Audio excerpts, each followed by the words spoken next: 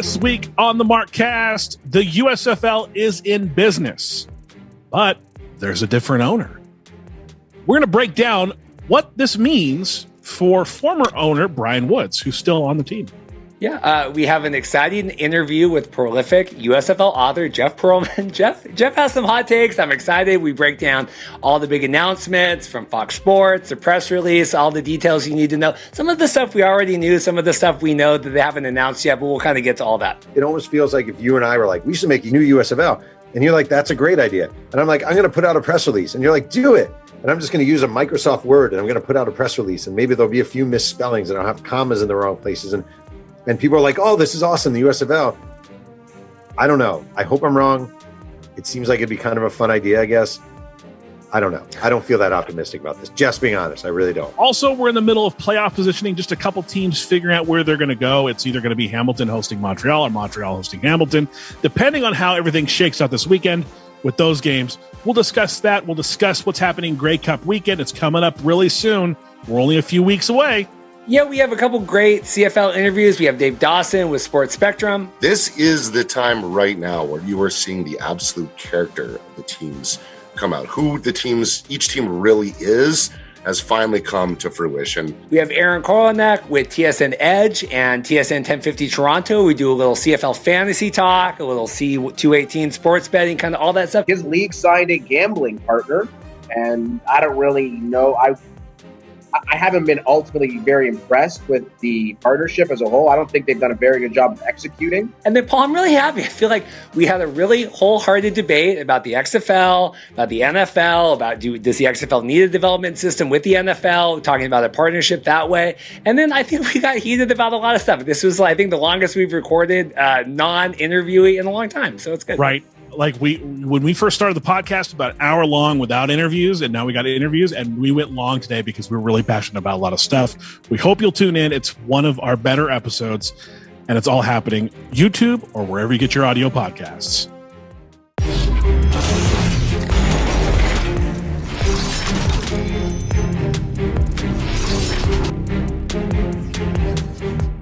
Yeah.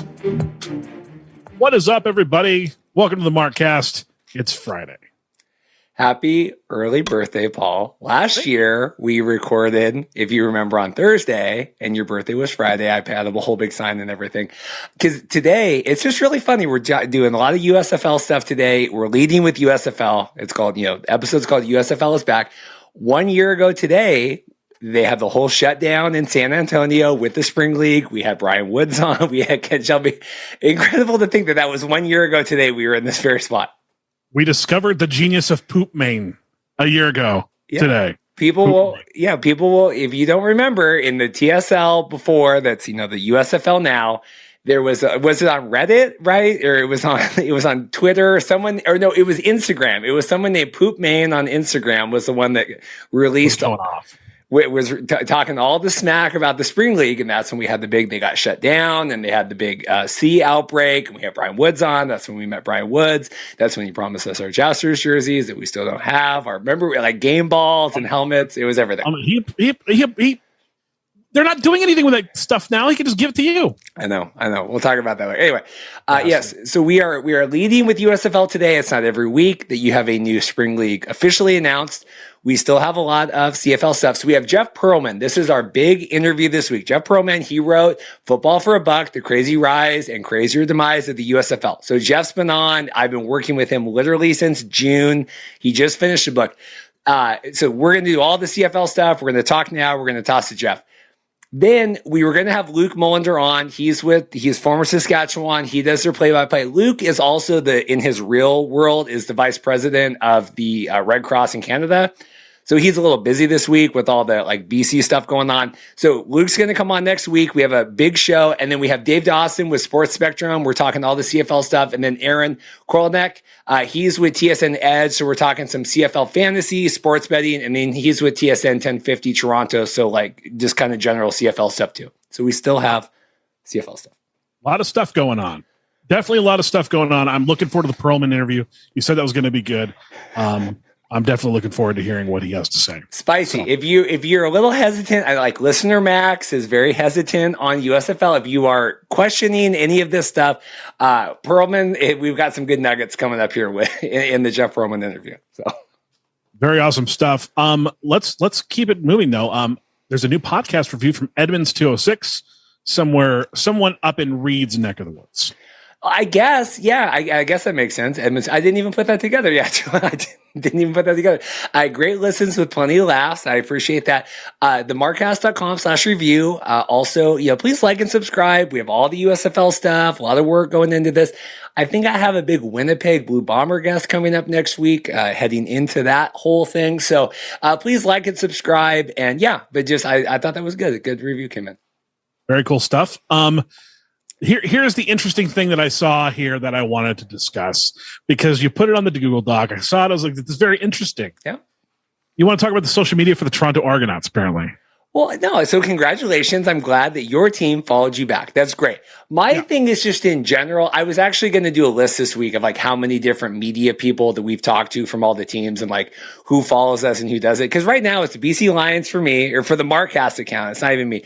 So it's great. But I think like Toronto, if anybody, should follow all of our accounts, because we've had like 18 people from their organization. I mean, we had Adam Gus, the PA, and I know Paul has his CFL stuff. No, I'm glad. So congrats. Paul got the follow, but the Argonauts should be following all of our accounts. Okay. I will see what I can do.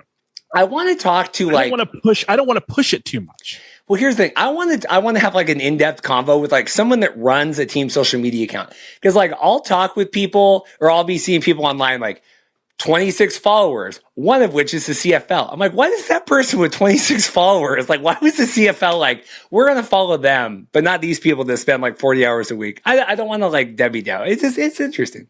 I think maybe that person that got followed by CFL might have been doing social media for them, like as an intern for like maybe 3 weeks, and then like used that account to follow them and give them more clout, because everybody's clout chasing on Twitter these days. It's out of control. Yeah.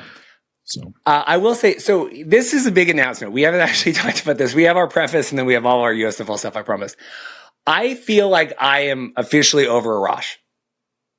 Yeah. Wow. And because we were going to do the Thanksgiving show next week. I got a lot of pushback from that. I have a big surprise guest if it all works out. I think people are going to be over the moon about when Taylor Heinicke beat Tom Brady this week. I tweeted at Arash. I said, hey, look at this. Radio silence. He's on there complaining about Kirk Cousins and the Vikings. I mean, he's on Twitter, right? He's tweeting live I go, Arash, I want the same energy. If you're going to track me down on a Sunday and like make fun of me for Taylor Heinicke, not whatever at the end zone, when Taylor Heinicke beats Tom Brady, I want the same energy back. Like, wow, that was cool. Or like, yeah, I saw your tweet, whatever. But if you're not going to ever take it on the chin, there's no good for us to have him come back on and have it be, I just realized like he's never going to be got that way. And so it's not even worth our time. No, I completely agree. It's like, it's the one-way street with him. Like he just says things and he doesn't like acknowledge a point, anything. It's great for debate. It's called the Lex Luger syndrome, because apparently Lex Luger used to do this a lot. Just talk and talk and talk over you to the point where you stop trying to even give an opinion.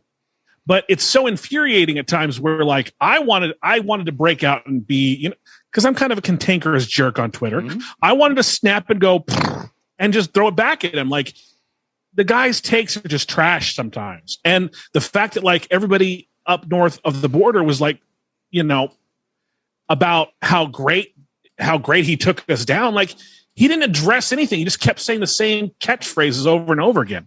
And that's what he does. He just like, he has no new material. He has no new material. So I'm in favor of this. I don't give a crap if he's on the show or not. Better off. I'm just kind of the same energy because, like I said, I thought Taylor Heinicke had a really good moment this week, and I thought that could have been used for some lively debate, and it was kind of shut down. We have put in our official Grey Cup media request. We did all that. You ran. We did. It was good because I wanted to get in because I wanted to be. If it's a first come first serve, I want us to be in. We were all, we're waiting to hear back, so we'll know.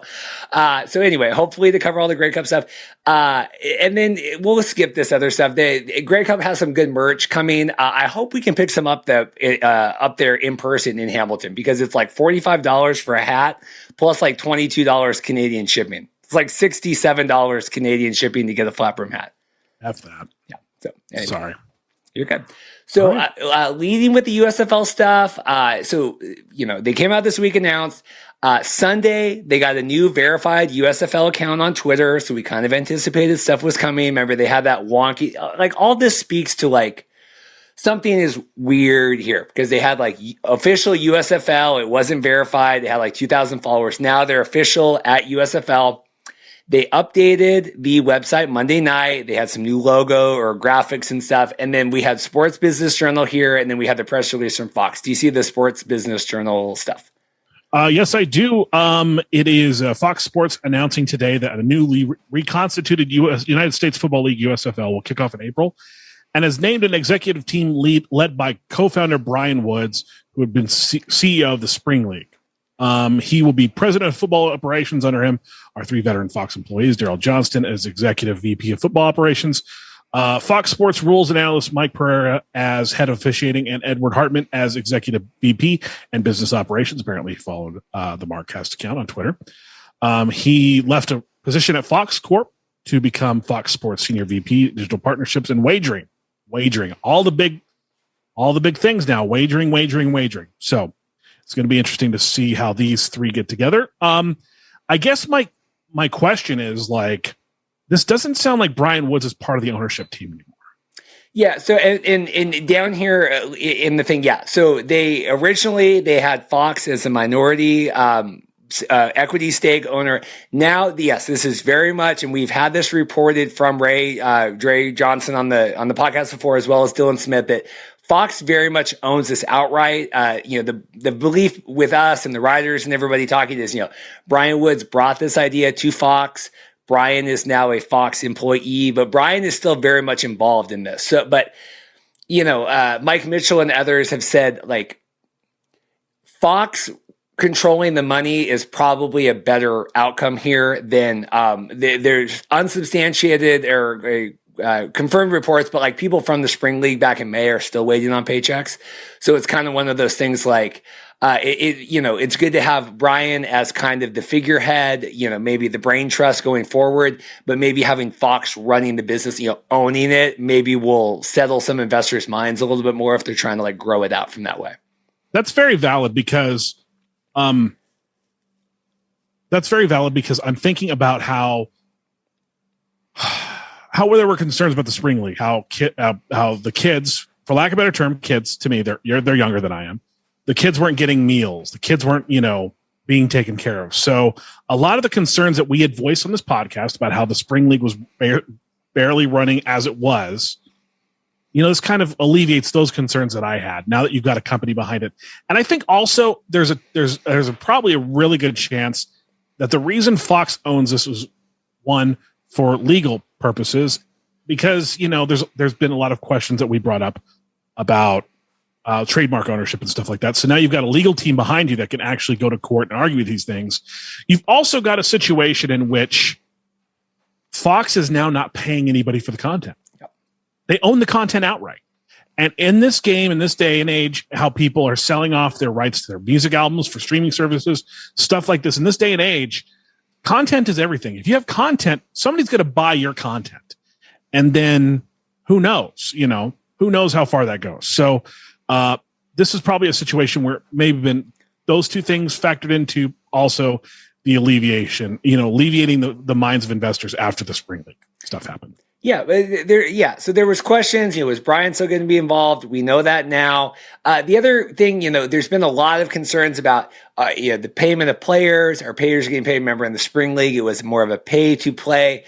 Yeah. I cannot imagine a Fox-owned entity on the Fox broadcast channels, not paying the employees, right? I mean, it has not been officially announced yet. I cannot imagine that Fox owns this and doesn't do that. They haven't come out and announced the Birmingham stuff yet. We all know that. They've said the city is still to be named. The press release went a little bit more. They said there's going to be 8 teams, 2 divisions, North and South. We've known this. Play between March and June, I believe. We had the timeline on here. Mid-April through mid-June. Training camps, as we've said, are going to be at the beginning of March, and then the kickoff is going to be April 15th. That Friday is kind of what Roy reported on that. The games are going to be on Saturday and Sundays, which are good. I mean, again, this is very much spring league going on with that. We have a couple of quotes here from Eric Shanks. Did you see that? Yeah, he says, we are extremely fortunate to have this extraordinary team of experienced executives, a lot of E's going on there, to guide the new USFL's development as we move forward toward launch this spring. From Eric Shanks. He also says, I'm confident Brian, Daryl, Mike, and Edward have the passion, experience, and commitment we need to get the job done. So come April, we will offer a compelling, high-quality game of professional football that fans will embrace.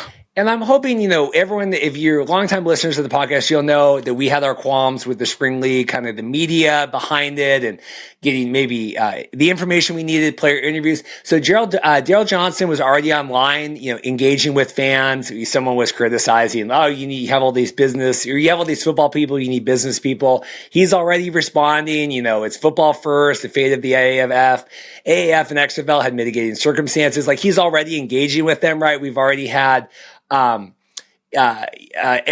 Hartman, interacting with me, right? Following us back, going back and forth with connections that way. So, I feel good about this. I feel good that they are, I have questions. Jeff Pearlman has questions coming up about, the websites and the merch and kind of the timelines and all those things. But I think that some of this and them interacting with just like random Joes on Twitter and then obviously following our accounts is a good sign, right? That maybe they'll be a little more forthcoming with the media stuff. Definitely. Also, some of the tweets that were coming in here. Seth, collector of football lessons. Tuju master.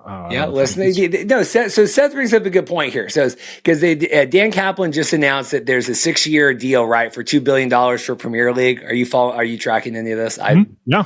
Well, so 6 years at $2.7 billion, they're getting about $400,000 per game, and that was about what the spring league was getting. Do you see what Seth's trying to draw there? Okay, well, first and foremost, there's so many extenuating circumstances you need to take into account with that number, 400,000. First of all, you need to take into account that's just ratings over the air. That's not counting the stuff that happens on Peacock. That's the over the air viewership.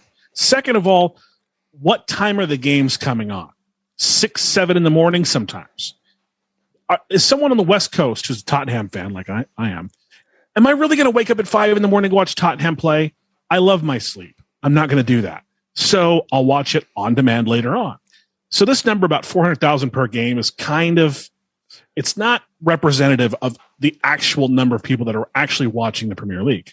But do you think that that's a good deal? That if they're getting in, the Premier League's is valued at $2 billion, right, for the 6-year deal, and that Fox is doing a 3-year plan at $150 million to bring in. I think they said they were going to bring in another $250 million, but getting somewhat similar viewership. I mean, that it doesn't seem like a crazy number that Fox is spending on this if they're trying to compete, right? Like you said before, to get the content, to get the property, right? I mean, it's good for the first year, but then there's another player that comes into town. And that's when we need to talk about that. There's another player that comes into town and wants, the XFL. What's going to happen there?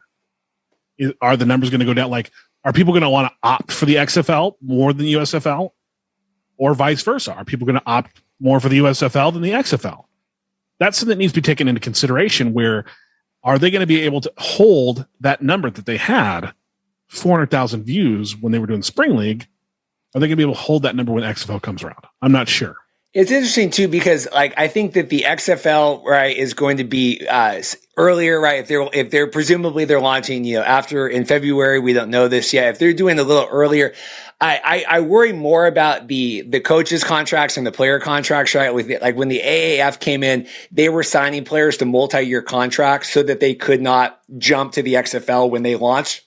Right. So I'd be curious to see what, if anything, the USFL does to be, to kind of take the jump start on that and to maybe sign players for a 2 or 3 year deal, get them in cheaper and say, hey, we'll pay you for 3 years. So then when the XFL, and the same with the coaches on there, we had a question online from Real quick, I pulled this up here on sportspromedia.com.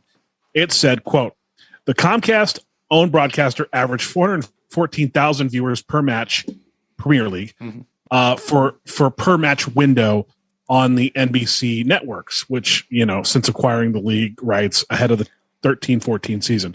That number, however, does not factor in Spanish language or the Peacock digital broadcasts. So again, that 400,000 number, kind of iffy.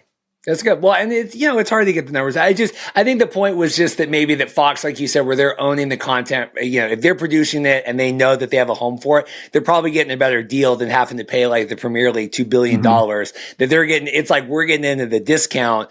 Let's hope that they pay the players, right? Because the money that Vince was saving with the original XFL was not passed along to the players. There was heavy criticism that he was not paying competitive, rates for that, because at that point there was no AAF, there was no other competition. So you would hope that at least this first year, if they're trying to lock players into a multi-year deal, that the USFL would be paying money for that. A question on the line that we had, a lot about like what's going to be made of the spring league, like the Jousters and the Aviators.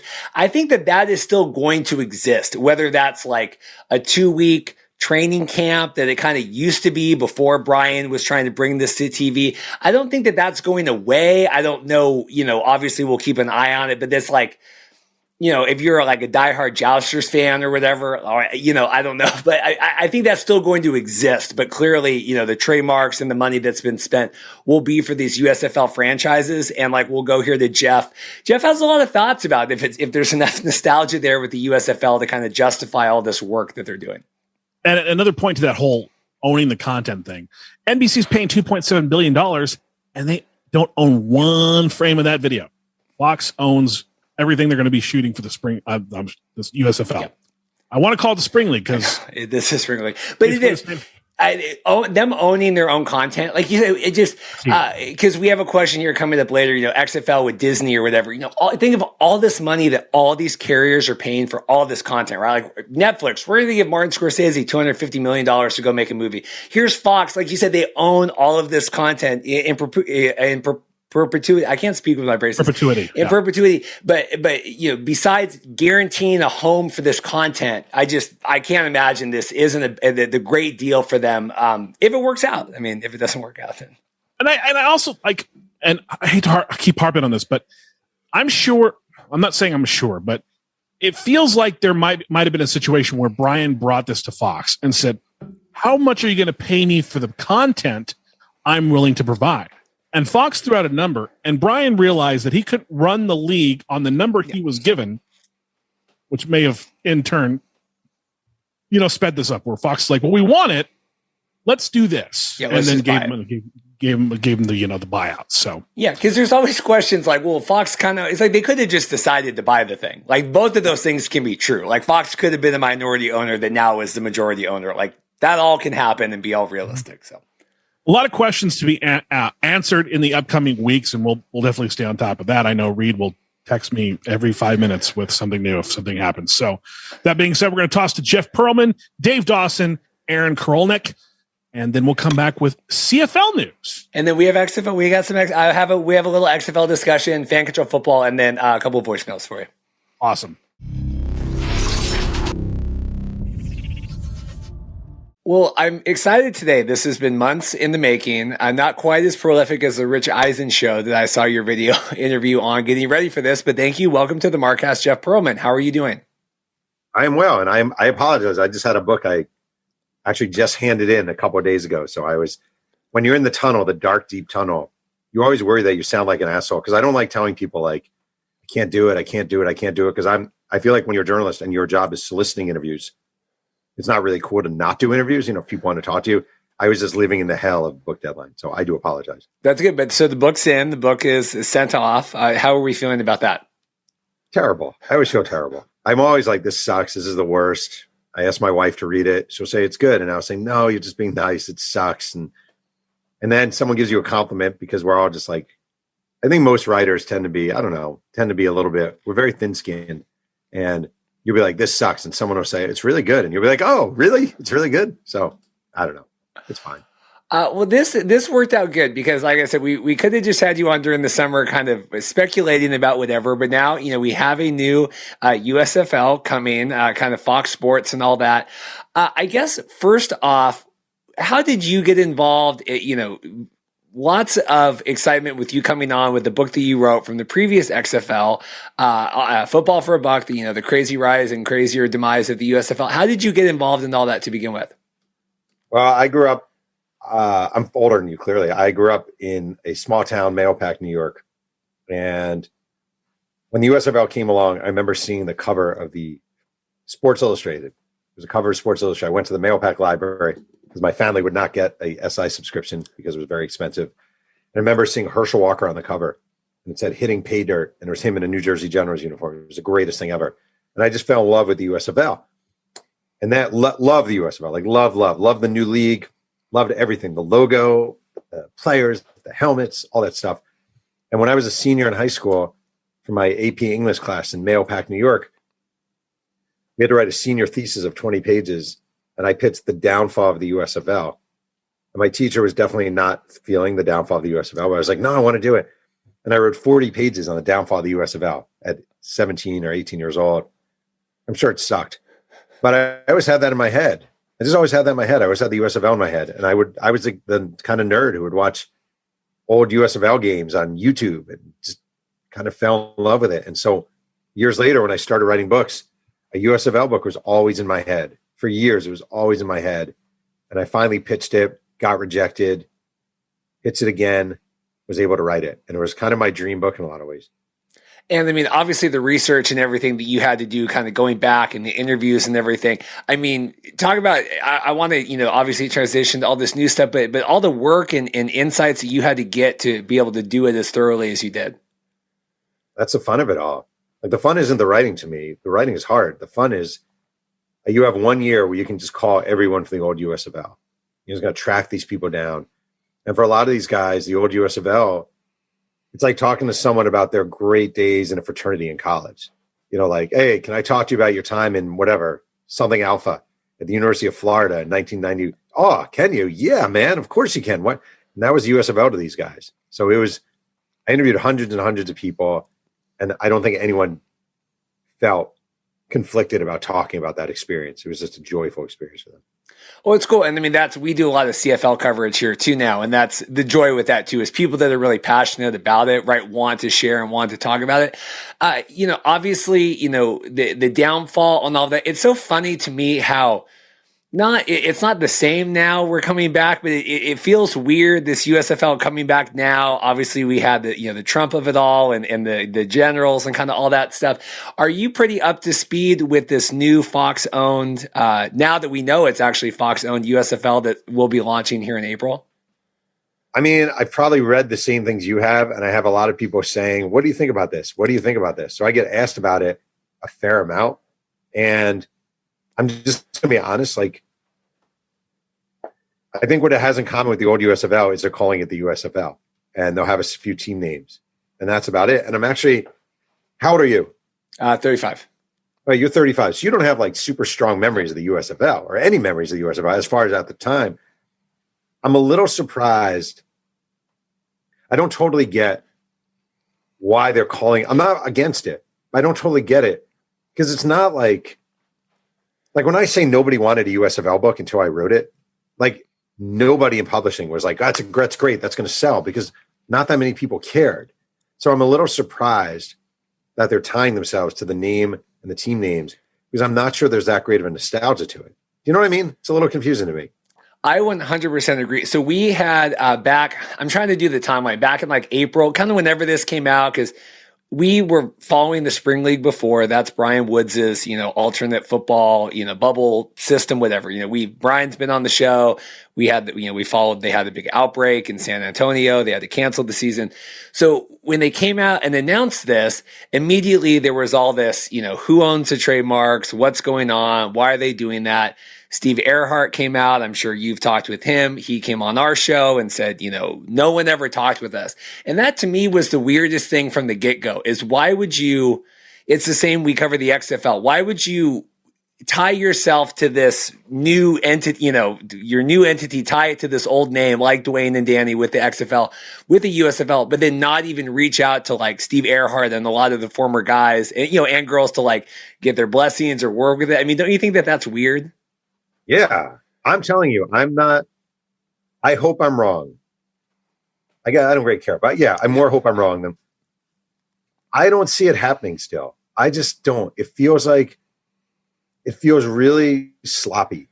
It just feels really sloppy. Even though, like, this is going to sound super dumb, right? But I'm looking at the Fox Sports press release, and it looks sloppy. Like the type font they use looks sloppy. The spacing looks sloppy. The plan seems sloppy. They have their boldface name is Darryl Johnson, the former Cowboy, and it just seems really sloppy. And it doesn't seem like it almost feels like if you and I were like, we should make a new USFL. And you're like, that's a great idea. And I'm like, I'm going to put out a press release. And you're like, do it. And I'm just going to use a Microsoft Word and I'm going to put out a press release. And maybe there'll be a few misspellings and I'll have commas in the wrong places. And people are like, oh, this is awesome. The USFL. I don't know. I hope I'm wrong. It seems like it'd be kind of a fun idea, I guess. I don't know. I don't feel that optimistic about this. Just being honest, I really don't. No, so, when we hopped on the call, you asked, I have my USFL hat and you said, where did you get that? So the new USFL uses, Printful, which is, we as a Markcast, we also have merchandise. We don't sell very much of it, but we use the same manufacturer, right? It's just like a print on demand. Does that strike you as odd that the new USFL is using the print on demand merchandising? It's insane. It's almost like the USFL. It's like if you were to call the USFL right now and you'd say, so what's your website? And they would say, oh, it's www. blah, blah, blah, blah, blah, blah. Like, or if you called the USFL and you were like, where can I get a so-and-so hat? And they're like, oh, we're using a printer out of Topeka. He's really good. His name is Murray's Printing Shop. And you can call him and he's there between 9 and 4, but he leaves for an hour at 3 to go feed his dog. And then he comes. It just doesn't feel. It feels like Fox Sports maybe was like, oh, well, we can latch onto this and we'll add our name to it and maybe it'll be something. And if it's not, nobody's going to care. I don't know. It feels super weird. And then they're like, all the games are going to be in one stadium. And that feels weird. And I don't get it. I just don't get it. Maybe it'll work. I don't know. Last question before poking holes and stuff, and I want to get your take because we've done a lot of other, talks with reporters and stuff to fill in some of these details that are still lacking. What do you think of if it being USFL2.com? Like, is that what it is? Yeah, that we don't have USFL or United States Football League. It's USFL2.com. Wait, is that actually the website? Yeah. Oh my God, I'm actually looking at the website. Oh, this is not good. This is not good. The website's, I'm looking at it right now. Yeah. This is, if you told, I have a 15-year-old son named Emmett. If I said to Emmett, I'm going to give you 5 hours to make a website for the USFL, he would make a better website than this. Well, that's a bad sign. And I don't have the knowledge of what I've been told is, so the players on like the banner and the heading and stuff, that's like a stock image that you can use. It's like blank it's like it's a player in a white jersey, and then you can add stuff. So I think it was used in the AAF. Like I've been told that these stock images that this guy has been used quite a bit to promote a bunch of different leagues. The gear, they have 3 gears you can get: the hat you're wearing, the unisex hoodie, which is a pink USFL sweatshirt, and then a white kids hoodie. There's some more. You can go in there. There's like a camo one. There's 4 of the teams right now. I think it's the Maulers. They have 4 of the teams, whatever. So the idea, and fundamentally, I get it, right? We've covered the spring league. So this is an evolution of that. We had Brian on the show last spring before their May season. The idea last year, okay, we have 8 teams. They don't mean anything, right? It's the Jousters, the Aviators. It doesn't mean anything. Well, so now if we have it be like the Seattle Jousters or whatever, then maybe people that are watching can go, okay, that's my team, right? And then in year 2 or 3, we can move those teams, right? Relocate them from the bubble out. Because I think the idea is they do 8 this year, split 4, and then by year 3, right, all the teams are in. But like you said, the idea of having it be the USFL trademarks with it, that is where it gets murky to me, because you're making people expect something that's probably not going to be. Yeah, I can't get over this website. I'm looking at the website and it's like the shirts are really bad and they don't even look good. And like, yeah, so I'm telling you, so I'm 49 and there comes a point when you get older and you're like, am I just being the grumpy old man who's shitting on everything? Or am I a realist, And I don't want to be the grumpy old man who's shitting on it. I really don't. I don't want to be and I fight that resistance. I fight that every day. It's hard to look at this and look at the planning and think, yeah, they're really onto something. And again, the thing that I actually not struggle with, but that bothers me a little is like the USFL was actually something and it was very unique. And I know most people don't care, but I actually do care. Yeah. Like I wrote a book about it. I love the USFL. I'm like, just because a bunch of guys come along, slap on some team names, make a website. I said to someone, it'd be like if you were like, we're going to start a new Kiss. We're going to take the rock band Kiss. We're going to start a new Kiss. Gene Simmons, he's dead, and Paul Stanley's dead, and all those guys are dead. But we're going to start the new Kiss. We're going to put the same makeup on 4 totally different guys. Kiss is back. Everyone Kiss is back. And it's like, is Kiss really back? Like, is that actually, doesn't really sound like them. And I guess the clothes are the same. It just seems weird. I don't really get I'm befuddled by this whole thing. It doesn't mean I think they have bad intentions. Yeah. It really doesn't. I just don't get it. As someone that is obviously, loved this, studied it, wrote a book on it, what is it about the original USFL? Because we still have, there's Kyle Smith's been on the show. He runs the USFL project, right? People that are preserving the history of this, right? There's USFL's Facebook groups and other websites. I think there's a book. Have you read the Paul Reese book? I haven't yet. Great book. Just saying, Paul Reese is a guy you should have on to talk about the USFL. He's a super expert. And okay. Yeah. I think, I believe Mark Perry, our father website, I think he had him on a couple weeks ago to talk about this. But I mean, what is it about that original USFL that, we're in 2021 here. I mean, it feels like it's a wacko year, but that, 35 years later is still kept all this nostalgia. It was number one, the 80s were just a weird time. Like they actually were. I lived through them. They were weird. There's a lot of cocaine. I'm not saying me. I was just a kid. A lot of cocaine and a lot of beer and a lot of swagger and a lot of groupies and a lot of it was like a dirty, grimy period, but kind of cool. And the USFL, that's the thing. The USFL came along and punched the NFL in the face. They really did. They came along and they were like, we're punching you in the face now. And it was like David punching Goliath, literally. They walked up to the Goliath and he punched him in the face. And fans really felt that. And fans felt a part of the USFL experience because the USFL was a big middle finger to the NFL. And we're going to do things differently, by the way. You know what? You don't have any black quarterbacks. We're going to have a ton of black quarterbacks. We don't care. We're going to let them play quarterback because they should play quarterback if they can play. And we're going to do the 2-point conversion because it's just more fun. And you know what? We're going to do offenses like the run and shoot. We're going to have 5 wide receivers. We're not going to have any running back. We're just going to do it. We're going to have coaches challenge plays. We're just going to do it, And we're going to, by the way, we're going to steal 3 straight Heisman Trophy winners. We're going to sign them and you're not going to get them. Screw you. And it just I think people really identified with that. It was the rebel league. It was like a badass league with awesome uniforms and swagger and a lot of guys who had a grudge against the NFL and they allowed players to celebrate. At the time in the NFL, you were getting fined for excessive celebration, even worse than you are now.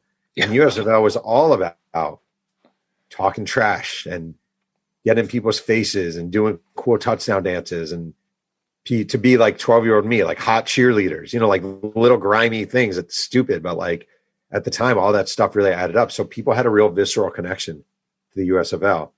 And it would be very, very hard for an upstart league to replicate that because it was something organic.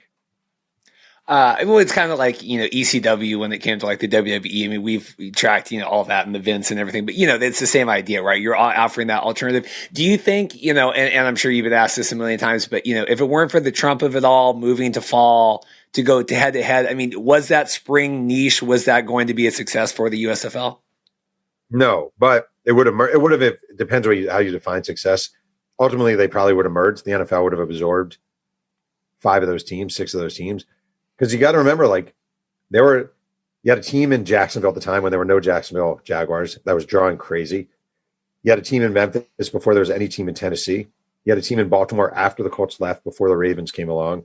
You could have put a team in Carolina. USFL was talking about that. There are different markets that would have worked out really well. So I think ultimately what would have happened is you would have had an absorption of teams. And I think that would have been a success. That would have been kind of cool. And the lawsuit blew it. Trump kind of blew it.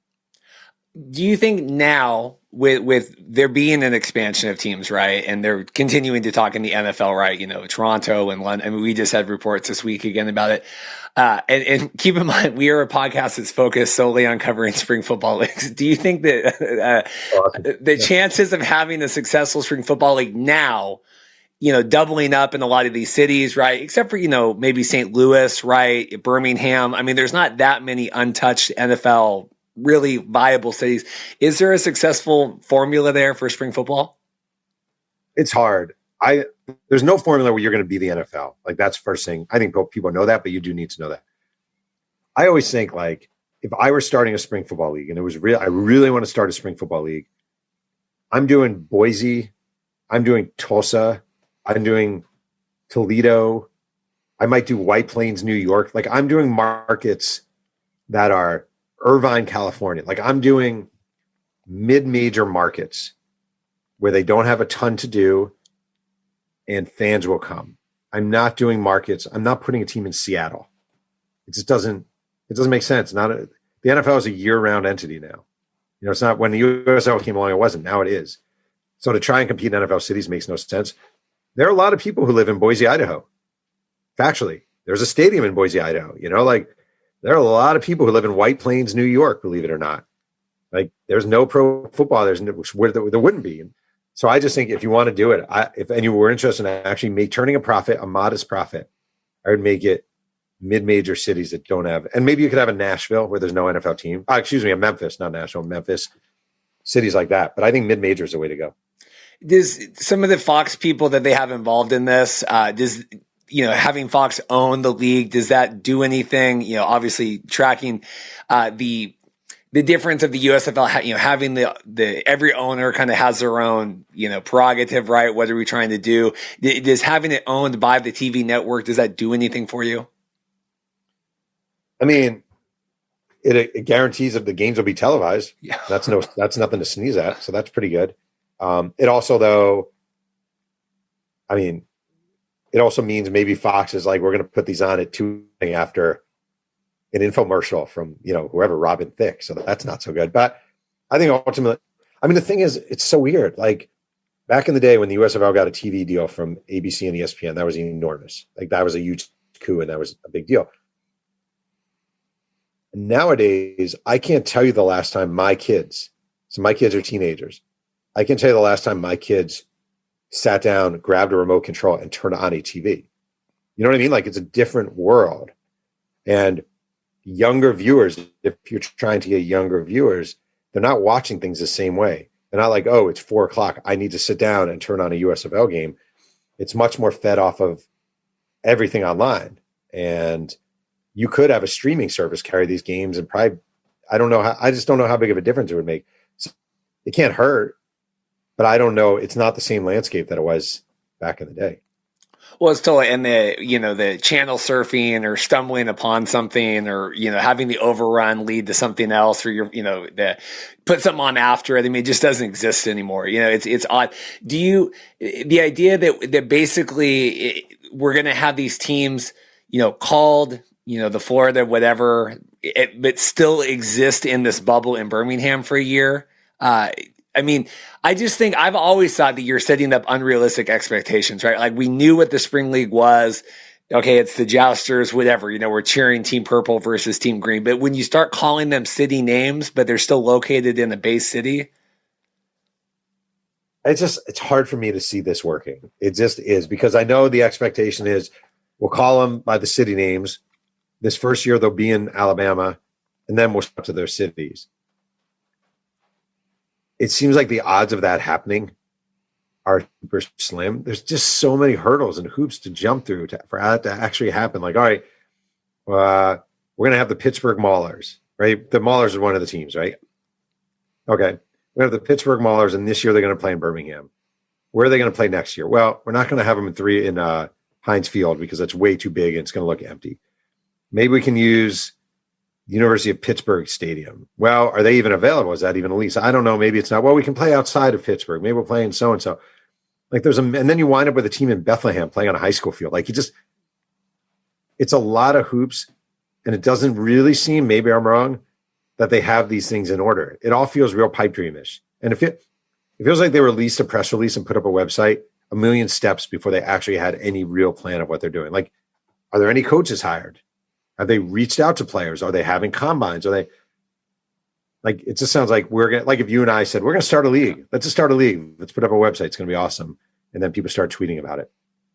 It's just weird because like they've replicated this before, but just calling it, when you call it the USFL, you're just bringing in such these expectations, because that one in May, they had like a 2-week training camp and they brought people in and they did like a draft, but it wasn't really a draft. And they had the coaches kind of highlight maybe players they wanted. It just seems weird. We're expecting this. Do you think, are you tracking at all the Dwayne and Danny XFL spring football? Does that on your radar at all? Bare minimum. I would say I was kind of into I was fascinated when the Alliance came along and the XFL came along. Because I'm like you, I am definitely kind of nerdy in a good way about spring leagues. And like, I love seeing it and kind of the cool, I love upstarts. I love that stuff. It is not a great sign for the quote unquote new USFL that those leagues crashed and burned. COVID obviously was a huge factor, but like the Alliance, that one day they just closed shop. They weren't like, well, let's just suspend until COVID clears. But they were like, we can't do this. It's not a good look. I don't really get it. I don't get the whole thing. I put on, you were coming on, Seth, or one of our listeners, big fan. He wrote in, he says, could you feel like a sequel could be in the works, the rise and fall of the second USFL? I think it would be a very short book. It might be. And then they put up the website and games were never played. The end. So if he wants to buy that 500-page book, I can make it. I mean, not 500-word book. I just don't see it. I don't want to be this negative guy like old grumpy Gus. I really don't. Like, I don't. Because I don't. I want these things to work. First of all, it's jobs for so many people, which is awesome. It's entertainment for people, which is great. It just doesn't seem like they have a plan in place. It is weird, because we get we post in like the CFL groups and, XFL, USFL, and they say, like, get this out of here. I go, like you said, it is, it's jobs for the players. It's jobs for the staff. It's jobs for the stadium workers and the people that do the marketing. I mean, it kills me, even when the USFL tweeted all their stuff yesterday, that you get these people, we're doing this again. I'm like, why do you care? Like, let these people, at least let them try to do it and hire people and pay people while they're going. I mean, it's not a wanting to see them crash and burn. In my estimation, it's we want them to succeed and they're maybe not going about it the right way. It's kind of like, right, 100%. Like, if this could work, I think you and I would be huge proponents of it. It sounds like we both feel like, oh, that's great. This can work. This is a good opportunity for people and et cetera, et cetera. But again, my complaint is it doesn't seem like a serious effort. It seems like a weird half-assed effort by people who can't even, it's a bad sign if you can't fork over $3,000 to get someone to design you a decent website. Like, that's to me, I'm telling you, I'm not just saying this. When I judge like a book, just as an example, I look at the typeface, I look at the margins, I go to the back and look at the bibliography and see how much research was done. And when you judge something like this, you do go to the website and you do look at the press release and you think, this looks shoddy. This doesn't look professional at all. This website, I guarantee you, they have a picture of the lead picture on this website is Doug Flutie handing off to Herschel Walker in the USFL game. It's a grainy, crappy photo. I guarantee you they don't have the rights to use the photo. I guarantee they grabbed that off the internet. They didn't pay the guy to do it. And this is a for-profit business. So if this photographer, whoever took this image, sees that they're using it, he's going to be like, why the hell you didn't pay me? Like, I guarantee you they did. So they just grabbed an image. It just looks like that kind of thing. So if you judge a book by a cover, it's hard to see this and think, oh, this is great. Oh, I go to their Instagram feed. They have an Instagram leak. Like, just right now, it says, oops, an error occurred. There is no Instagram feed. Like, that's a bad sign. Facebook feed. It's terrible. It's just, 570 people are following their Facebook page. Not a good sign. It's not very many people. I don't want to be this guy. I really don't. It's just hard to feel great about this. Before I let you go, I want to know craziest story, something interesting, doing your original USFL research, something that, our listeners that kind of follow the original iteration, something that they would get a chuckle out of. I mean, USFL was insane. USFL, my favorite player from the USFL was a guy named Greg Fields, and his nickname was Big Paper. And early on in my research, someone said to me, you need to talk to Big Paper. And Big Paper was a defensive lineman out of Grambling for the LA Express. And the coach was about to cut him. The coach was a guy named John Hadel. And the coach was about to cut him. And he calls Greg Fields into his office and says, Greg, we have to let you go. And Greg Fields reaches back and punches him in the face. And then he starts calling in death threats to the team. He's like, I'm going to come and I'm going to kill you. And he would stand at the stadium during practices at the facility and just stand and watch. He'd be watching. He had a gun in the trunk of his car. And the team had to hire, there was a singer at the time named Liberace. The team hired Liberace's bodyguard away from Liberace to protect the LA Express. So everyone in the league is like, Greg Fields, bad dude. And the San Antonio Gunslingers need a defensive lineman. So they actually signed him as a free agent. He's playing for the San Antonio Gunslingers. The team stops paying players. He follows the owner home to his house with a baseball bat, walks up to him and says, I want my money. And the owner walks into his house, comes out with a paper bag filled with, over $15,000 and hands it to him. And Greg Fields drives off, never to be heard from again. And USFL was just renegade, outlaw, badass. It's kind of what people love about it. Well, this is great. I'm sure we could do a deep dive about all this stuff. I'm sure you've spent, years doing this. I really appreciate your time. Before we let you go, I do have a quick story for you. I want to get your opinion about this. So the Fox company that owns the USFL trademarks, okay, it's like NSFL Holdings LLC. It's the National Spring Football League LLC. So we went on a couple weeks ago, and that is actually not. So there was a lot of confusion, like, is it going to be called the National Spring Football League? Is it going to be called the USFL? What's it going to be called? So we went on. There is no trademark for the National Spring Football League, so we own that now as a podcast. So if you ever want to start a National Spring Football League called the SFL, I have a hat. We have hats. We have shirts available. So anyway, who owns the USFL trademark right now? Apparently Fox does under NSFL. Wow, that's awesome. Yes. Well played. That's like people who ran out to buy every DonaldJTrump.com, DonaldJTrump.org, and swooped them up. It's very smart. Oh. If you knew who the next great NBA player is, swoop up. BronnyJames.com, it's funny. Yeah. So anyway, if you ever get the itch to start a National Spring Football League, you know where to go. Partner. We're in. Jeff, thank you so much for your time. Excited for your new book to come out. Do you want to talk about that before we go? It's not coming out. It's a Bo Jackson biography. It's not coming out for another next fall, I think. So, yeah, I appreciate having me on. I love talking this stuff. Well, this was a long time coming. I appreciate it. And couldn't have worked out better timing. So thank you again. All right. Take care. Thanks. Well, we have Dave Dawson coming off of a busy weekend here with Sports Spectrum. How are you doing today, sir? Yeah, not too bad. My broadcast company, HN Live, we do live streaming of amateur and minor sporting events at a huge tournament in Calgary, Alberta. And so I've been in recovery mode since then, but I've been doing good, trying to consume as much sports as I can. And this is the prime time of the year to take in sports, right? Everything's up and going and running well. So appreciate you having me on. Yeah, I appreciate you powering through. It's exciting here. We're week 16. I don't know if we expected we would get there at the beginning of the season. Bird's eye view, what are your feelings with the season thus far? How's it been for you? Yeah, you know what? I was thinking about this morning, and it's interesting.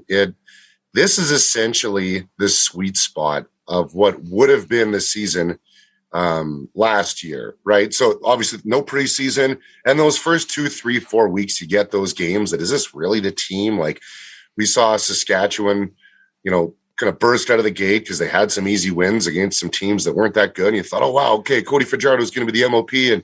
And then, teams hit a lull, the Bombers go undefeated. And, I think that this is the time right now where you are seeing the absolute character of the teams come out. Who each team really is has finally come to fruition. Obviously, with unfortunately being a shortened season now, that you really wonder how some momentum maybe could have shifted if we had a few more weeks. But I've enjoyed it so far. Yeah, as a BC Lions fan, I very much know when now we are very much seeing like what the teams are, and that for better for some, like the Argos, it's better for them, and for like BC, it's horrendous right now. Well, I think for the Lions, it really has been a confusing last couple of years. You don't really know who the Lions are. And, I was looking through some of the Edmonton football team stats over the last couple of years, and I really feel that Mike Riley is that generational guy that can cover over a multitude of sins, as they say, that, you have a guy as good as Michael Riley now, that some of the teams' weaker areas are shaded over. And you come out of the start of the season where Riley wasn't totally healthy. You don't know how healthy he has been the whole year. Maybe we probably won't really find out until the season's over that all of the intricacies of what actually went through a man who's nearing 40 years old, but still can put an incredible performance out. Here's my sickness coming out again. It's okay. But I honestly feel for the BC Lions because, you look at how good Michael Riley is and the makeup of some of those components of the defense and the secondary. I've always been a big Marcus Sales fan. I really do feel Hakeem Johnson next year could be one of the top defensive backs in the league. I've loved Keontae Harden, who's kind of come in and out and hasn't been healthy for the whole season. So I feel for the Lions. I really thought they could have pushed, because there was that midway through the season where they're really starting to gain some momentum. You thought, wow, are the Lions going to make a run for it here? The Riders are kind of slipping in the Lions, right? So, but no, I really do feel overall as a season that it is unfortunate for the Lions for sure. Well, yeah, I think also playing some subpar teams early on kind of padded that schedule and, made it look maybe a little bit better than it should have been. Well, and, as I was going this morning, and this is one of those weirder years of the CFL, right? So if you look at the Ottawa Red Blacks, God bless the Ottawa Red Blacks, everybody loves to rip on them. Everybody kind of had an idea coming into the season that they might be one of those teams that were almost the free space. But if you look at how strong they were defensively, and one of the stats that I really wanted to pull out, and I've been pulling out recently, was that the field position stats when it comes to kickoff and punt returns. Ottawa was number one in the league when it comes to field position. So they had the ball in great position on kickoffs and punt returns. However, the quarterback position was one that they just weren't able to put together. And I mean, I don't have anything against Matt Nichols personally as a human being. He's a great guy. I've interviewed him in the past when Onside CFL Fantasy was our thing, and I've really enjoyed my chats with him. But you would kind of wonder, Paul LaPolice, maybe do they pick the wrong guy for quarterback this year? Because then from that point on, Ottawa has always been behind the eight ball. And so setting Ottawa's field position, we'll use that as a precedent to set for the rest of my points here. You look at Edmonton, right? They have a great quarterback at the start of the year, a quarterback that people love to absolutely hammer on was Trevor Harris. But field position, dead last in the league, 17.6 yards average per game. They're starting drives in their 10, their 15, their 20, their 25, consistently every drive. You can't do that. And here's an interesting stat that going all the way back to 2015, the last year that Craig Dickinson was a member of the special teams of the Edmonton football team, there have been 68 kickoff and punt return touchdowns since 2016, so the start of the after 2015 season. Guess how many Edmonton has? 0. No kickoff or punt return touchdowns. So I really do feel when it comes to the Edmonton side, so Ottawa quarterback is the issue. Edmonton, I really feel that they were a pretty good football team. Field position is the issue. Now, when you bring it all together, I'm just rambling on a tangent here. When you bring it all together, Michael Riley is a guy that hides all those things, right? So I feel like he's that generational quarterback that BC might have had more problems in different areas than Ottawa or Edmonton, maybe the same amount of problems, but Michael Riley can hide those because of how good of a quarterback he is. So yeah, the season is weird. Who is the best team right now? Again, we're in the sweet spot. There's a lot of teams that can come in and upset someone in 1 week. Yeah, just to round out the Lions talk, I am excited to see Nathan Rourke play this week. I mean, I know that obviously that was the whole, debacle earlier this year, but I am excited because, I think at some point we need to figure out a future plan, right? And if that is Nathan Rourke or someone else. In terms of the teams, it's so boring talking about Winnipeg, right? Just because it's like I'm from Winnipeg, so I don't mind. But I mean, so we're set, kind of. We're figuring out thoughts on kind of the West, and then I do want to transition to the East to get your thoughts on the Argos and everything else. Yeah, I think that obviously Duke Williams coming in, making a big difference for Cody Fajardo. And I think Cody Fajardo is an incredible quarterback. I do remember the time when he was backing up in BC, and I had written an article on 3 Down Nation a couple of years ago and had mentioned that if Cody Fajardo was given the opportunity, he could be a starting quarterback. And I'm really grateful to see that he's succeeding. I think he's an incredible human being as well, which from my platform, I'm far more grateful for overall, is that we need good people in the league. I think that Cody Fajardo, I don't want to give him the game manager tag, because I think that we've shown that he's had the ability to win games, right? He had a 3 touchdown game finally this last week. But I think for most of the season, you have the issue with, I love being sick. Okay. Excuse me. This is going to be great for your viewers. You're okay. For most of the season, you hear the talk about his receivers and some of the battles he's been having with his receivers. I'm excited for Cody to have Shaq Evans back. He's got Duke Williams there, and he's got a great offensive scheme. I think that the Riders are obviously someone to be reckoned with for sure. But on the other side of that, much like Patrick Waugh back in the day, may not have had the greatest regular season, but you put him into the playoffs and he'll light you up and he'll get a bunch of shutouts. Bo Levi Mitchell, you can't count the Calgary Stampeders out in the playoffs as well. So I really do think that defensively, between the two, who can be more disciplined? And the stats wise, I think the Riders are the ones that have kind of been more the ones to take penalties. And I think that between Calgary and Saskatchewan, I can't really say which one's a leg up there. And for Winnipeg, the one thing that impresses me the most about the Bombers is, for years growing up in Winnipeg, watching all of these teams kind of develop, and, you have quarterback problems. I think overall, just as no matter who goes down, another guy steps up. No matter who goes down, another guy steps up. I've been impressed with the Bombers. And we talked about BC already, but I think overall in the West, it would not surprise me if I saw the Calgary Stampeders go in and beat Saskatchewan to go into the West final against the Bombers. Crazy to think of, kind of how they started and Bo getting hurt and bringing him back. I mean, it is remarkable to think, and I remember when they kind of rushed, it felt like they were rushing him back on the field, and it was, I thought this was supposed to be 6 weeks or whatever. Is this going too quick? Ultimately, are they going into the buzzsaw of Winnipeg? I think so, but I mean, and I'll go back to, again, 2001, right? A Winnipeg team went 14-4. They were destroying everybody. They rested a bunch of players throughout the playoffs, and then they take on an 8-10 Calgary Stampeders team in the Grey Cup and lose 27-19 thanks to 4 Troy Westwood field goals that he missed. Thanks, Troy. But so I honestly think that the Bombers have learned their lesson from the years of droughts, the things that they've done wrong. But you always fear the team that plays every week going in, and the team that has the bye week is going to be rusty. So I think the Bombers, I think they're beatable.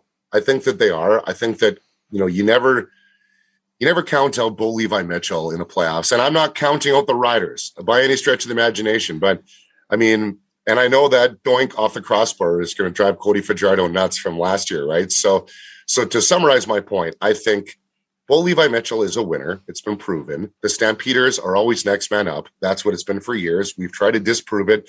They disprove it for us. We try to disprove it. They disprove it for us. I want to see Cody Fajardo go out and win a game. Like him come out and it be, wow, that guy right there, he's the reason why we won this game. It wasn't, the last drive, bring it down the field and win. So I think But in saying that, I still think the Bombers come out of the West. Well, and I mean, now, Zach obviously sat last weekend. I'd be remiss if I didn't congratulate him right on the birth of his second child this week, missing some practice. We kind of saw what the Bombers were without him, right? And it was a little scary. So, I mean, obviously I've seen a lot of tweets like, put him in bubble wrap until, so, I mean, he really is the captain of that ship right now. And it'll be, I don't know what that Bombers team is without him. Heaven forbid anything happens.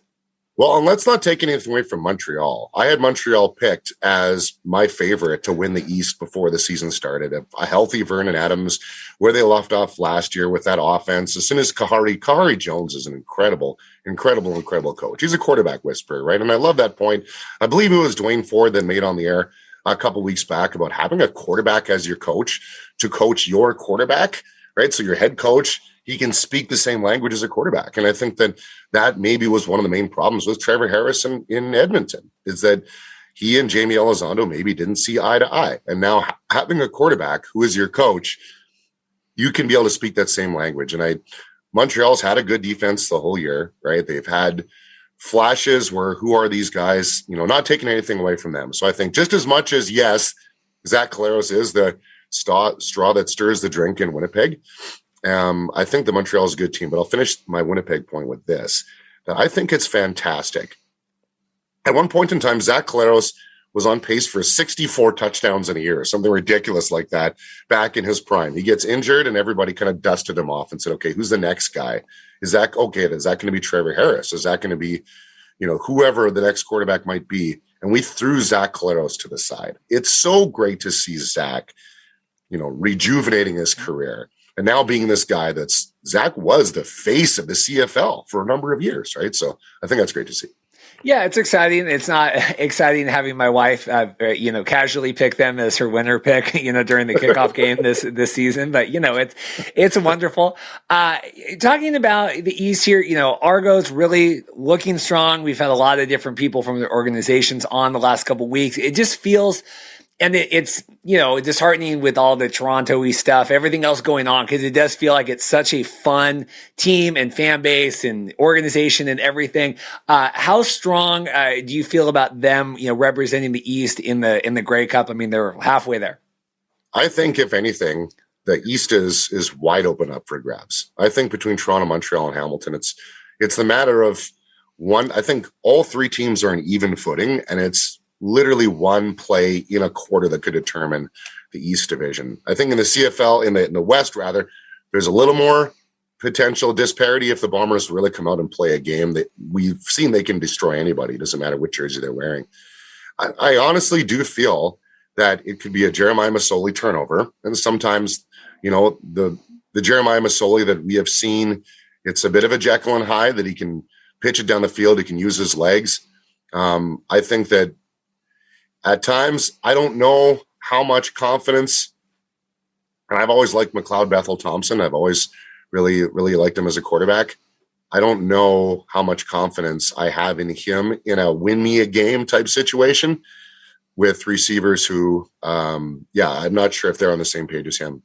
But then again, I don't know. I'm not the coach of the team, but I just from the outsider looking in, I think between all that, Montreal is better set up to go in from every facet of the game when it comes to special teams, offense, defense to win a game. But I really do think it'll come down to one play at some point in time. It's that even. I think this is going to be probably one of the more exciting final weeks.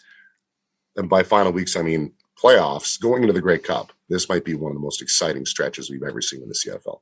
Well, see, I'm easily swayed because, here I am, and even like last week, I really went into that Hamilton-Toronto game thinking Toronto is, the favorites and they've never lost at home and kind of all this stuff. And then, Hamilton, I was talking with all these people all week and they said, no, Hamilton. And then thankfully, the Argos really kind of dominated that game. It would be fascinating for me to have Montreal come back, with the trades and everything, Vernon Adams going down, just having so many things happen in that organization and finding a way to succeed.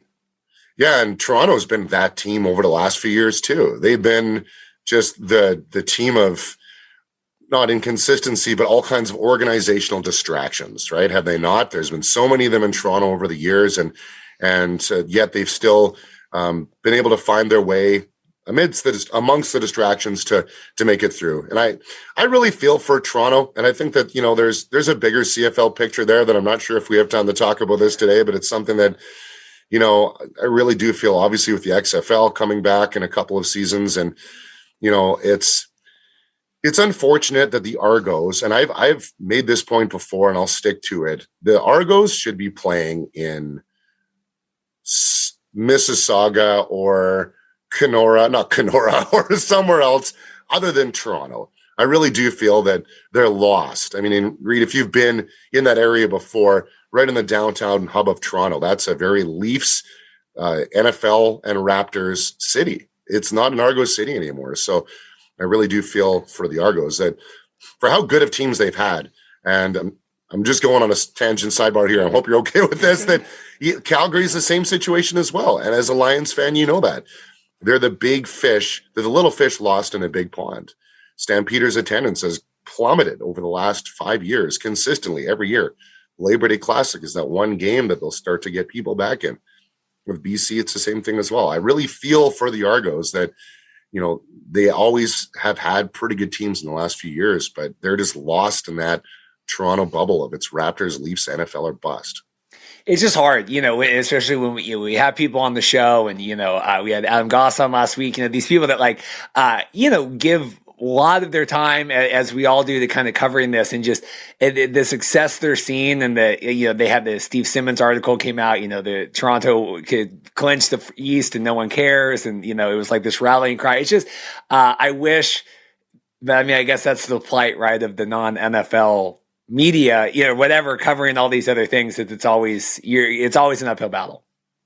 Yeah. And I think that it's a greater product of a bigger problem a problem isn't the word, but a bigger issue, I think, across Canada is the desire for young people to get in and want to play football. It's not as much anymore. And on the CFL marketing side, they're not as much marketing to, the younger people to get and play the game. And I think it's a different demographic. They're marketing to the Toronto demographic, I think, or the CFL. A lot of the heart of the CFL is in Western Canada, right? I've been to Hamilton.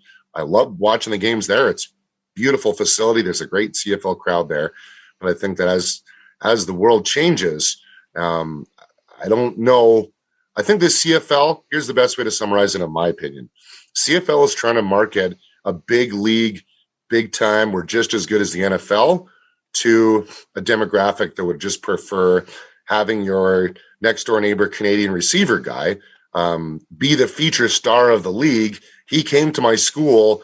Cool. I did a TikTok video with, Ryan King of the Eskimos. That's so awesome. Where the message rather is we're going to bring in this NFL guy and that NFL guy and that NFL guy. So I think it might be a product of a bigger thing in Canada, but CFL, I've been a fan my whole life. I've covered it in different mediums my whole life. And I really hope that it can sustain through all this.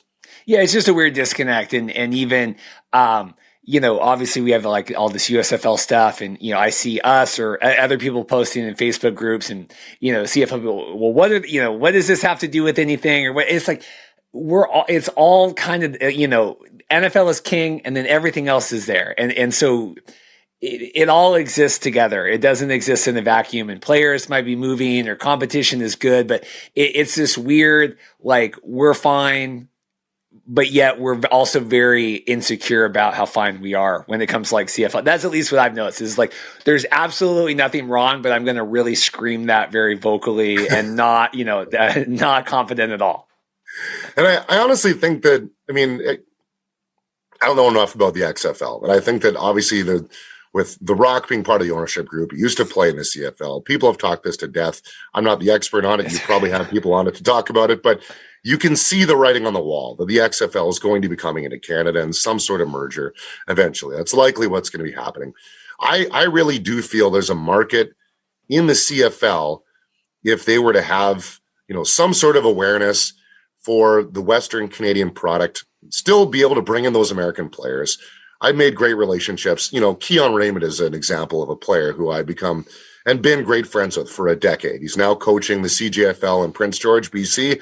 There'll be an expansion team next year. Born in St. Louis, comes up. lives in Calgary. He doesn't go back to America anymore. He's happy. Calgary's his home.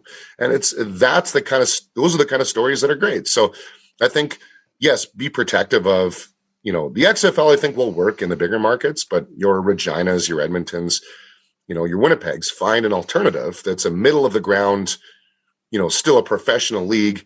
I'm glad I'm not as part of the CFL management, because making those decisions, you have two messages, right? Sell big league to Toronto, Montreal, Vancouver, and Calgary. Big league, big league, big league. Then you have Regina, Winnipeg, Ottawa, Hamilton going, hey, what about us? Hey, what about us? So those two voices. But I think the CFL can sustain.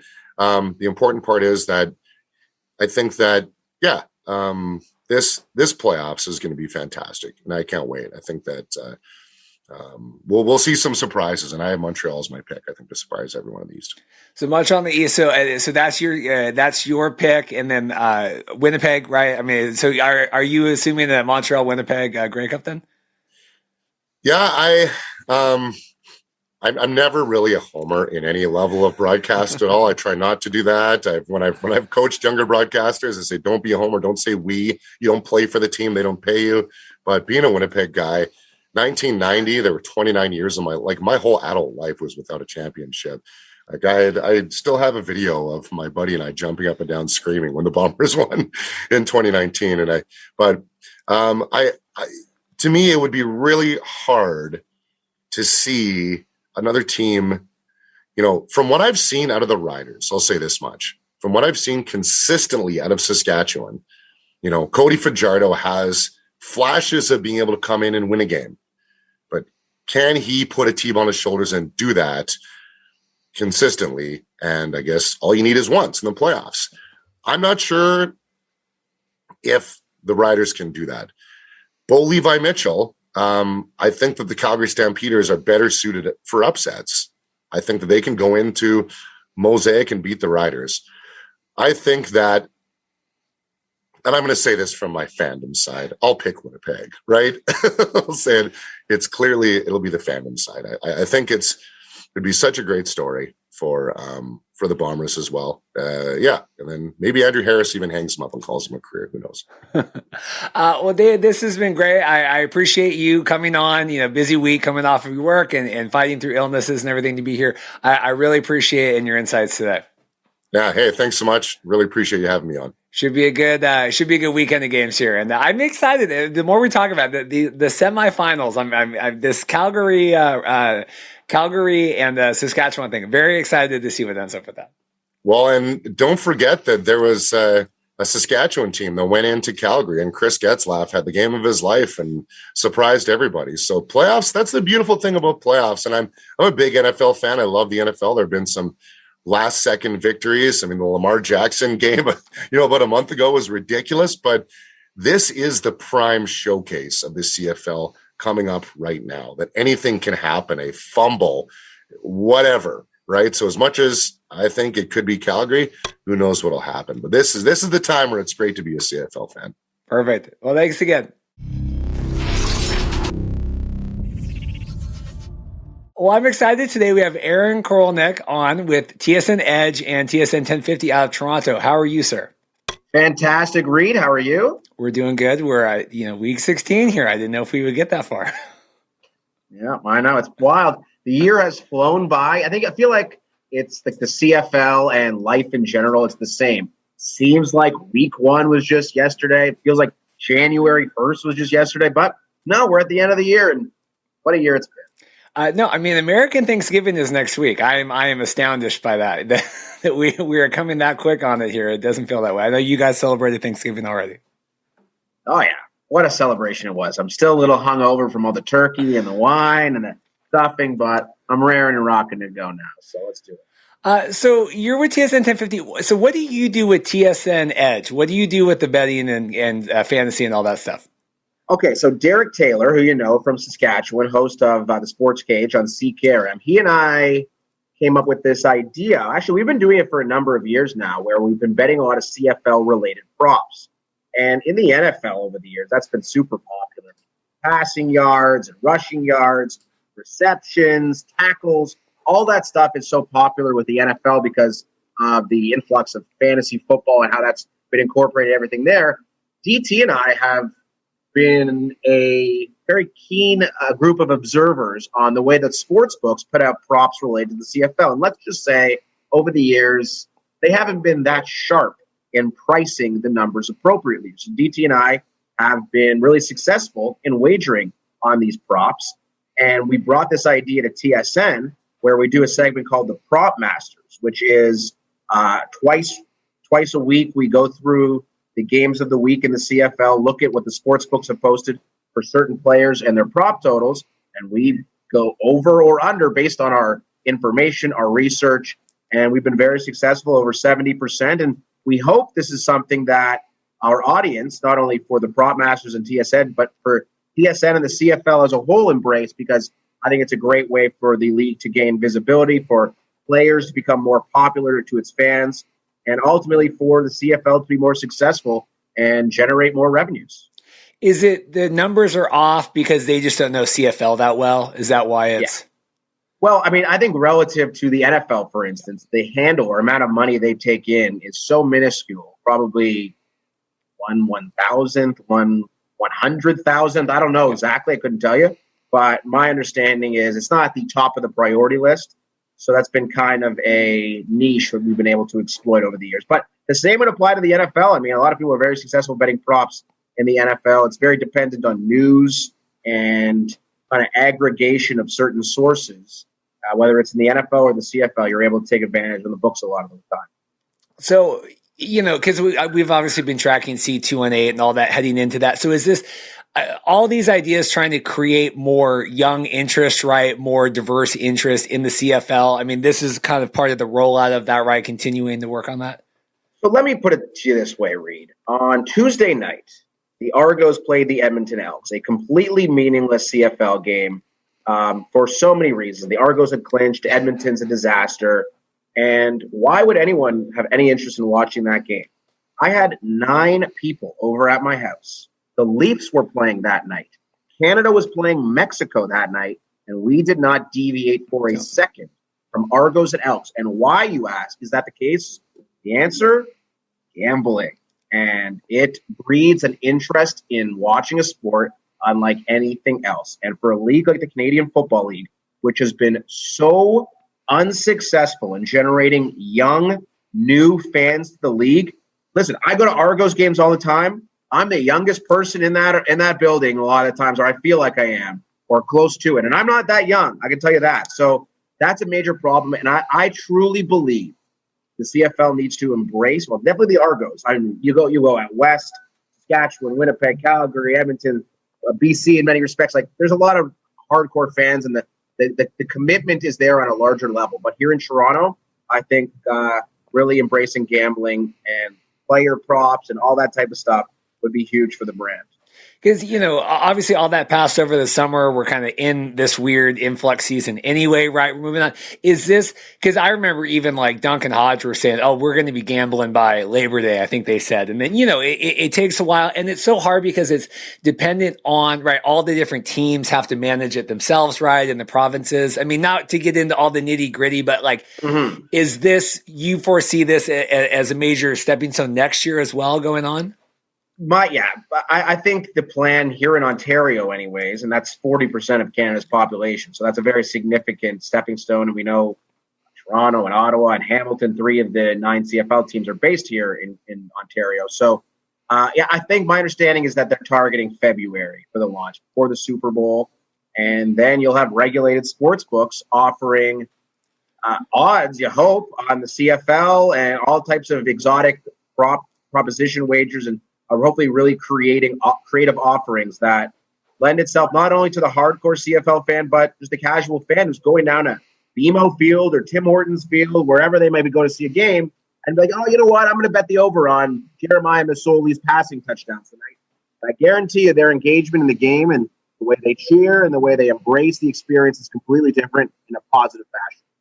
Well, it's the same goes for fantasy. Because I mean, here's something where, even if like, because we're like, I'm the Lions fan, right? That's like we're marked out over the Lions. But even if they're not playing right, trying to get interest, across the board, it is easier in the CFL where there's 9 teams. I think you can have a vested interest in a lot. I mean, the NFL, it's damn near, how are you ever going to have any interest in half the matchups every weekend? But the CFL, it's a little more doable. So it's the plus and minus, right? Because it's an easier pie to kind of see all of it, but then it's also you're having less diverse matchups every week, right?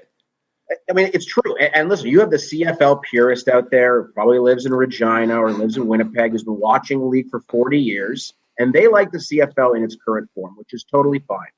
But I can speak from experience, and I think we would all agree the CFL is a league that needs to grow. The CFL is a league that was very keen, at least in one point in time, on merging, forming another league with the XFL, however that was going to ultimately play out. The financial issues with the Canadian Football League are real, and people might want to deny it. People might want to look at different ways that the CFL can manage this and believe that Randy Ambrosie should do this or Randy Ambrosie should do that. Randy Ambrosie, his league signed a gambling partner, and I don't really know. I haven't been ultimately very impressed with the partnership as a whole. I don't think they've done a very good job of executing both the partner and the league. I think it's kind of just been, that was a press release and that's it, which really surprised me. I think that they can do a lot of different things to appeal to the more casual fan. And listen, that's what we do at TSN Edge. I mean, one of our core foundational principles, at least when it comes to TSN Edge, which is TSN's gambling faction and our work with the CFL, we want people to engage in the Canadian football more than they did prior. And we believe a way they can do it is by betting on it. And I know from firsthand experience with my friends, one of my buddies who never watched a CFL game ever prior to Tuesday night had done so much research leading the game. He's like, oh, man, I thought Arbuckle was the quarterback of Edmonton. I looked over and couldn't possibly have been more impressed. And you know why he was doing his due diligence? Because gambling was a part of it, because money was a part of it, and that is a way to embrace the younger and new fan base that I hope the CFL figures out how to do a lot more efficiently than they have so far. Yeah, it's hard because it's this league, because you couldn't think of two different opposing things. This fantasy, sports booking, prop betting, all that. It's this like new edge. We're sweeping the nation, all this, and then you have the CFL. We got 108 years. So it's just trying to get those two to meld together. It does seem impossible to hope that they're going to figure that out. I mean, I'm with you, man. But you talk about the guys on 3 Down Nation, Hodge, Dunk. I think they've done a fantastic job of pushing a lot of the stuff with they have a partnership with Bodog, and I see all their stuff. And we at TSN, there's a lot of people out there who are trying to push the gambling narrative as a way for the CFL to expand its horizons.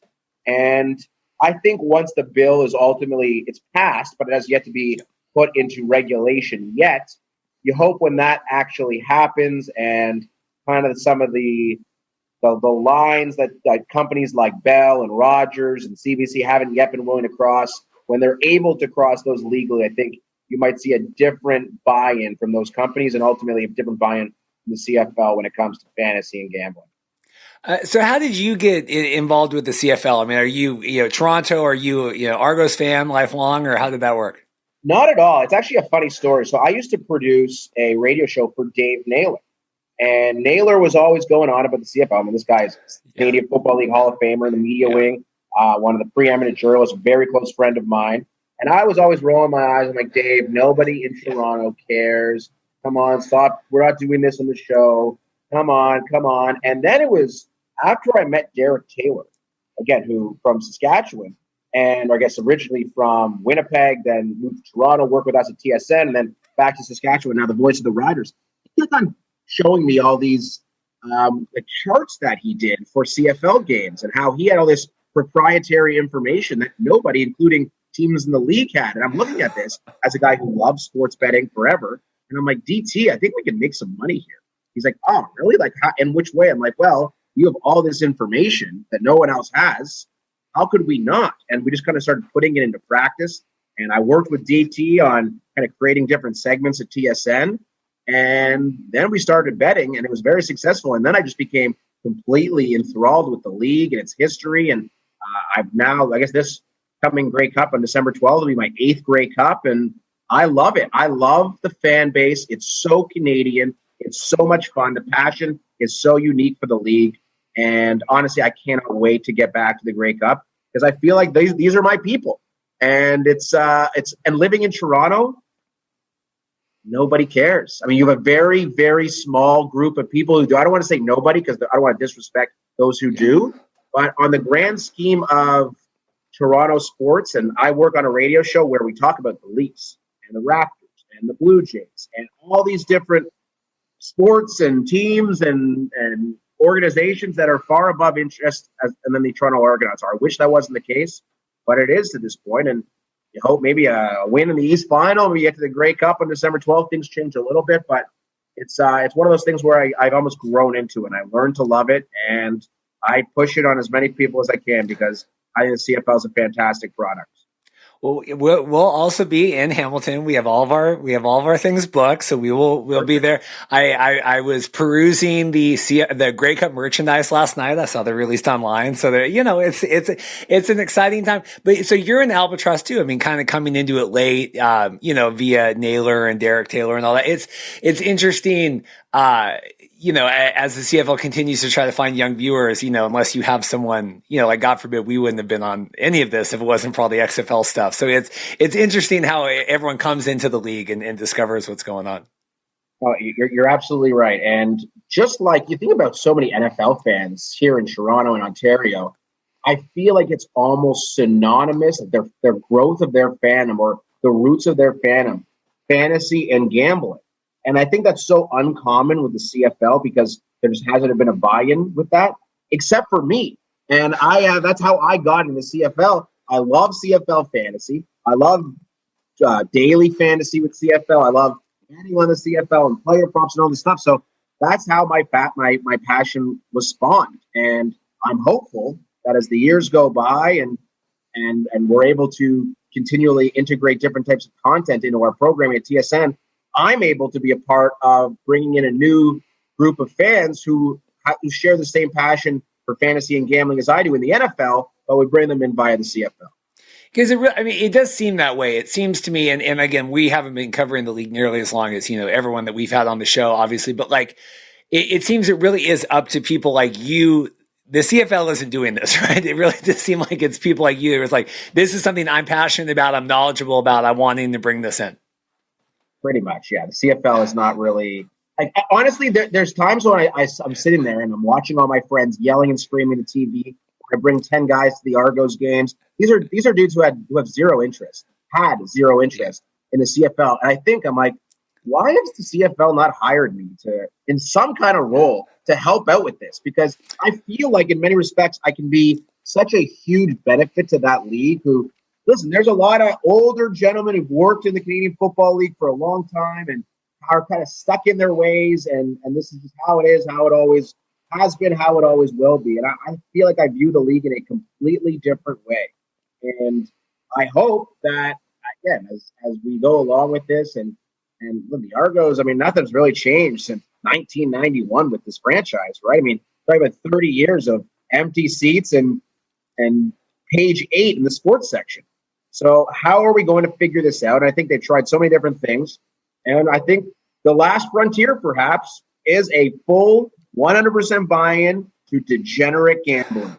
And that's what I would advise. And listen, I understand, gambling can be addiction problem and all this. Listen, I'm not trying to minimize that issue, but I think there's something to be said about trying something that not only has never been tried in Canadian football, but in professional sports as a whole. Yeah, you remember talking about like the dog track in Florida or highlight, but this is a completely different thing that I think the CFL will be wise to consider, at least in some capacity. Well, and obviously you had the, the expansion, right? The failed U.S. expansion, things reaching out, right? This XFL thing, whatever. I mean, at least this, I know Ambrosi had said a lot, a made in Canada solution, I think was the quote, or a Canadian made solution. I mean, at least this is, in theory, building from the fan base that's there, right? Building interest in the product, just layering on to what a product already is there. No, I mean, and that's fair. Listen, I think the number of fans and stands in certain cities is a problem, but I would also argue that this year alone, like the product has been terrible. in many respects. I mean, it's a struggle many times to watch a lot of these games. Scoring is way down. Explosive plays are way down. Like, where are the great players? Like Zach Collaros, listen, he's a really good quarterback playing in front of a historically great defense. I would hope that in a normal year, listen, he's put up some really good numbers. Don't get me wrong, but if you compare and contrast Zach Collaros' statistics to Matt Nichols' statistics from a couple of years ago, they're really not dramatically different. So as great as Collaros is having as far as the season goes, I think he's going to win Most Outstanding Player, and I think he's deserving of winning that role or winning that title. But that's not necessarily a good reflection on the league, because I don't think Collaros, as solid a quarterback as he is outstanding.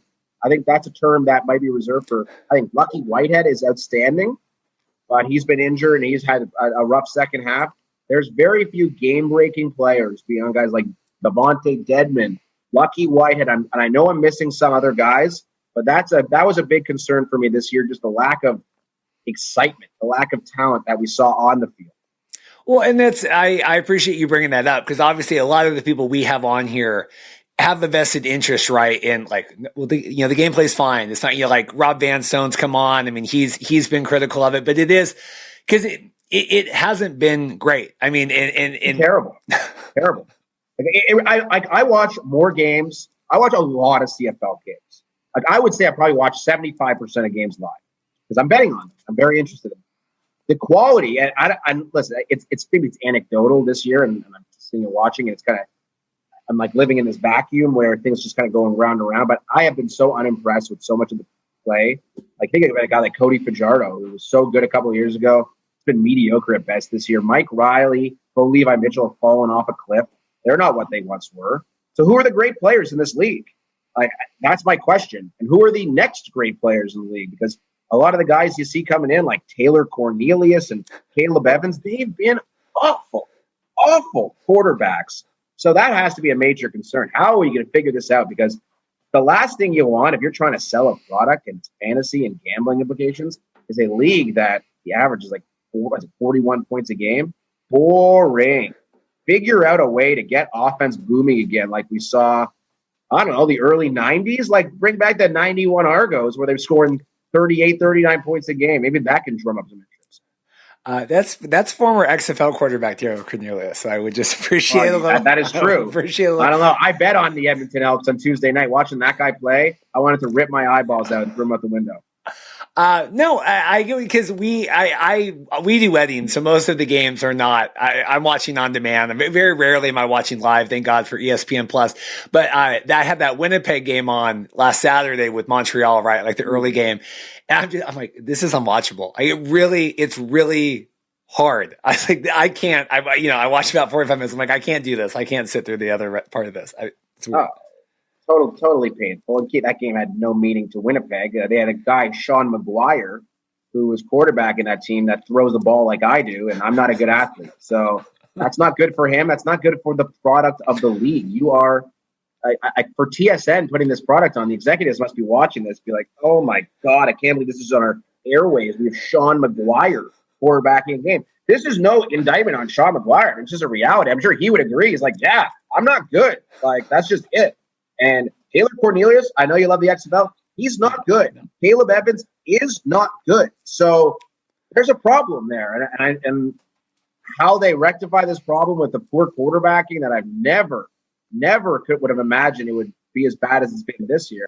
And maybe it's an aberration. Maybe 2022 rolls around. A lot of these guys figure out. Maybe Mike Riley and Bo are back to their previous form. And maybe Cody Fajardo is. And Bethel Thompson's good. And Arbuckle's good in Edmonton, and we don't have the same situation. But watching some of these quarterbacks this year, just brutal at times. And it's been frustrating because when the CFL is operating with good quarterback play and exciting big plays, that it's a terrific product. But the way that we've seen things go this year, there's been a lot of just brutal games to watch, and that's bad for everybody involved. Before we let you go, Argos fan, are we bullish on them going into the Grey Cup? Maybe. I think if Montreal gets past Hamilton in the East semifinal, I think the Argos have a really good chance to win at home. And yeah, they lost the game on Tuesday night, but the Argos with their full lineup are basically undefeated at home. And why that is, no one really seems to know. I've had so much success. I mean, the Argos beat Winnipeg at home early on this year, and you go back to 2019, they beat Winnipeg at home. So perhaps there's something to that. Listen, I think the Argos could absolutely get to the Grey Cup on December 12th. But listen, I mean, I remember being in attendance in 2017 when the Argos took on Calgary, and nobody in their right mind thought the Argos had the slightest chance to beat the Stamps that year, and they did. And there was some luck involved, some big plays, some good bounces for sure. But the Argos 9-9 team won the Grey Cup in 2017. So it's football, but I am hard-pressed to see any team compete with Winnipeg this year. This team is a fine-oiled machine. They'll get Andrew Harris back. They're going to be well-rested. They're going to have home field, at least in the West Final, and then they'll come to Hamilton on December 12th. And whether they play Toronto or Montreal or Hamilton, Winnipeg will be a very heavy favorite, and rightfully so. That team is outstanding from top to bottom. Yeah, to mention that had the Toronto-Edmonton game happened when it was supposed to happen, then Toronto probably still would be undefeated at home, right? That's fair to say. Yeah, absolutely. So absolutely. The whole, well, we're just going to move this game way now. This game doesn't matter at all. We're sitting everybody. It's interesting how that works out. I mean, thankfully there was only the one, rescheduled this year. So, well, Aaron, thank you so much for this. This was exciting. I'm glad that we got some sports betting talking here and thoughts on the season in the Argos. I really appreciate it. My pleasure, Reed. Thank you for having me. Welcome back. Want to thank our guests, Jeff Pearlman, Dave Dawson, and Aaron Korolnek for joining us. Great interview with Jeff there, Reed. Great interview with Jeff. Very spicy. It was worth the wait because, like I said, we were just going to have him on during the summer and just, hey, what do you think about this USFL coming back? And I said it literally could not have been a better week, that the week that all this came out. I mean, we've known about it, but, the week that it's official, I thought it was good. It worked out good for Jeff. Very cool stuff. This week, the final week of CFL action set to take place. Look at what we're looking at. We're looking at Elks taking on the Argonauts. That's probably going to be, well, that already happened. Yeah, that was. Oh, that's not updated on here. It's not updated. Elks beat the Argos. They are not. They lost their home winning streak. Yeah, this is a weird week because really only the Hamilton and Montreal games really have stakes, right? Because Alouettes are trying to kind of get their playoff. I never understand all these playoff seedings. I've typed them down below here, right? Elks Lions is basically a nothing game. They're starting Nathan Rourke because try to get him some reps. Michael Riley's out. Blue Bombers, Stamps is a big game, right, for Calgary to kind of get going. And then Rough Riders, there's only a couple games that really have to say. So you see these playoff, you see that I never understand this East Division stuff. Okay. So basically, it boils down to if Hamilton wins, no matter what, they host. Yeah. Okay. If Hamilton wins, they host. If Montreal wins and Hamilton loses or ties, then Montreal hosts. So basically, there's only two options here. If Montreal wins, then things come into play. Because what happens? Who plays first? Well, and so, yeah, I mean, because a lot of this stuff's set, right? Stamps and Rough Riders, that's going to be the big kind of game next week, right? That hopefully we're going to have Luke back on to kind of break down. The East semifinals, that's kind of what's up in the air here, just kind of figuring out who's going to host. Because it's going to be Hamilton and Montreal, just kind of figuring out who gets the home field advantage. And then obviously they're going to be taking on the Argos, who have clinched, and then Calgary and Saskatchewan to figure out who's going to go take on the Blue Bombers. So I am excited. Now, this weekend is a little snoozy CFL, but I do think, because I don't really care who hosts who. I mean, I think Hamilton travels well and they also have good home field advantage. Montreal travels, but that next weekend, those semifinals, Calgary and Saskatchewan going into the West final, I think it's going to be big. Yep. And I think it's going to be interesting. We're in a situation now where Hamilton went to the last Grey Cup, right? Mm-hmm. Yep. Against Winnipeg. And Hamilton is on the verge of going on the road if they lose and Montreal happens to win, or if they tie and Montreal happens to win. Hamilton is the last East seed in the playoffs. It's going to be interesting to see what happens there. So we'll know by tomorrow, 4:30. Well, not 4:30, but after the 4:30 game, potentially what's up for grabs on Saturday. Because if Montreal loses on Friday, there's really that Hamilton game doesn't matter. Yeah. Doesn't matter. Yeah. So listen to the podcast before this game. It is tough. It's tough to. That's why I'm glad that we had the Pearlman stuff and the USFL stuff this week, because it is kind of a wonky week for that and like prognosticating too much, whatever. Definitely. I'm scroll this stuff up. Yeah, so Arkells, they were officially announced as a Grey Cup halftime show. We talked about that. I still think it should be Jeffrey Lee Olsen. What you're made of. Hope we don't get a copyright strike for that one.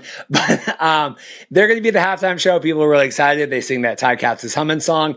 They've also announced, Josh, friend of the show, has messaged me a lot about the events that are happening in Hamilton. They're not all, it's maybe like 8% of what they normally do. I have put us in for reservations for all the ones that I think we are good for. If we get our media passes, we will be in for all of them. I especially want to be there for the Randy Ambrosie State of the League, because they're going to be taking questions from the audience. I think we might have some good questions. Also, they're going to unveil the Grey Cup trophy, which has either my name or who we don't speak of anymore's name, but it could have one of our names on there.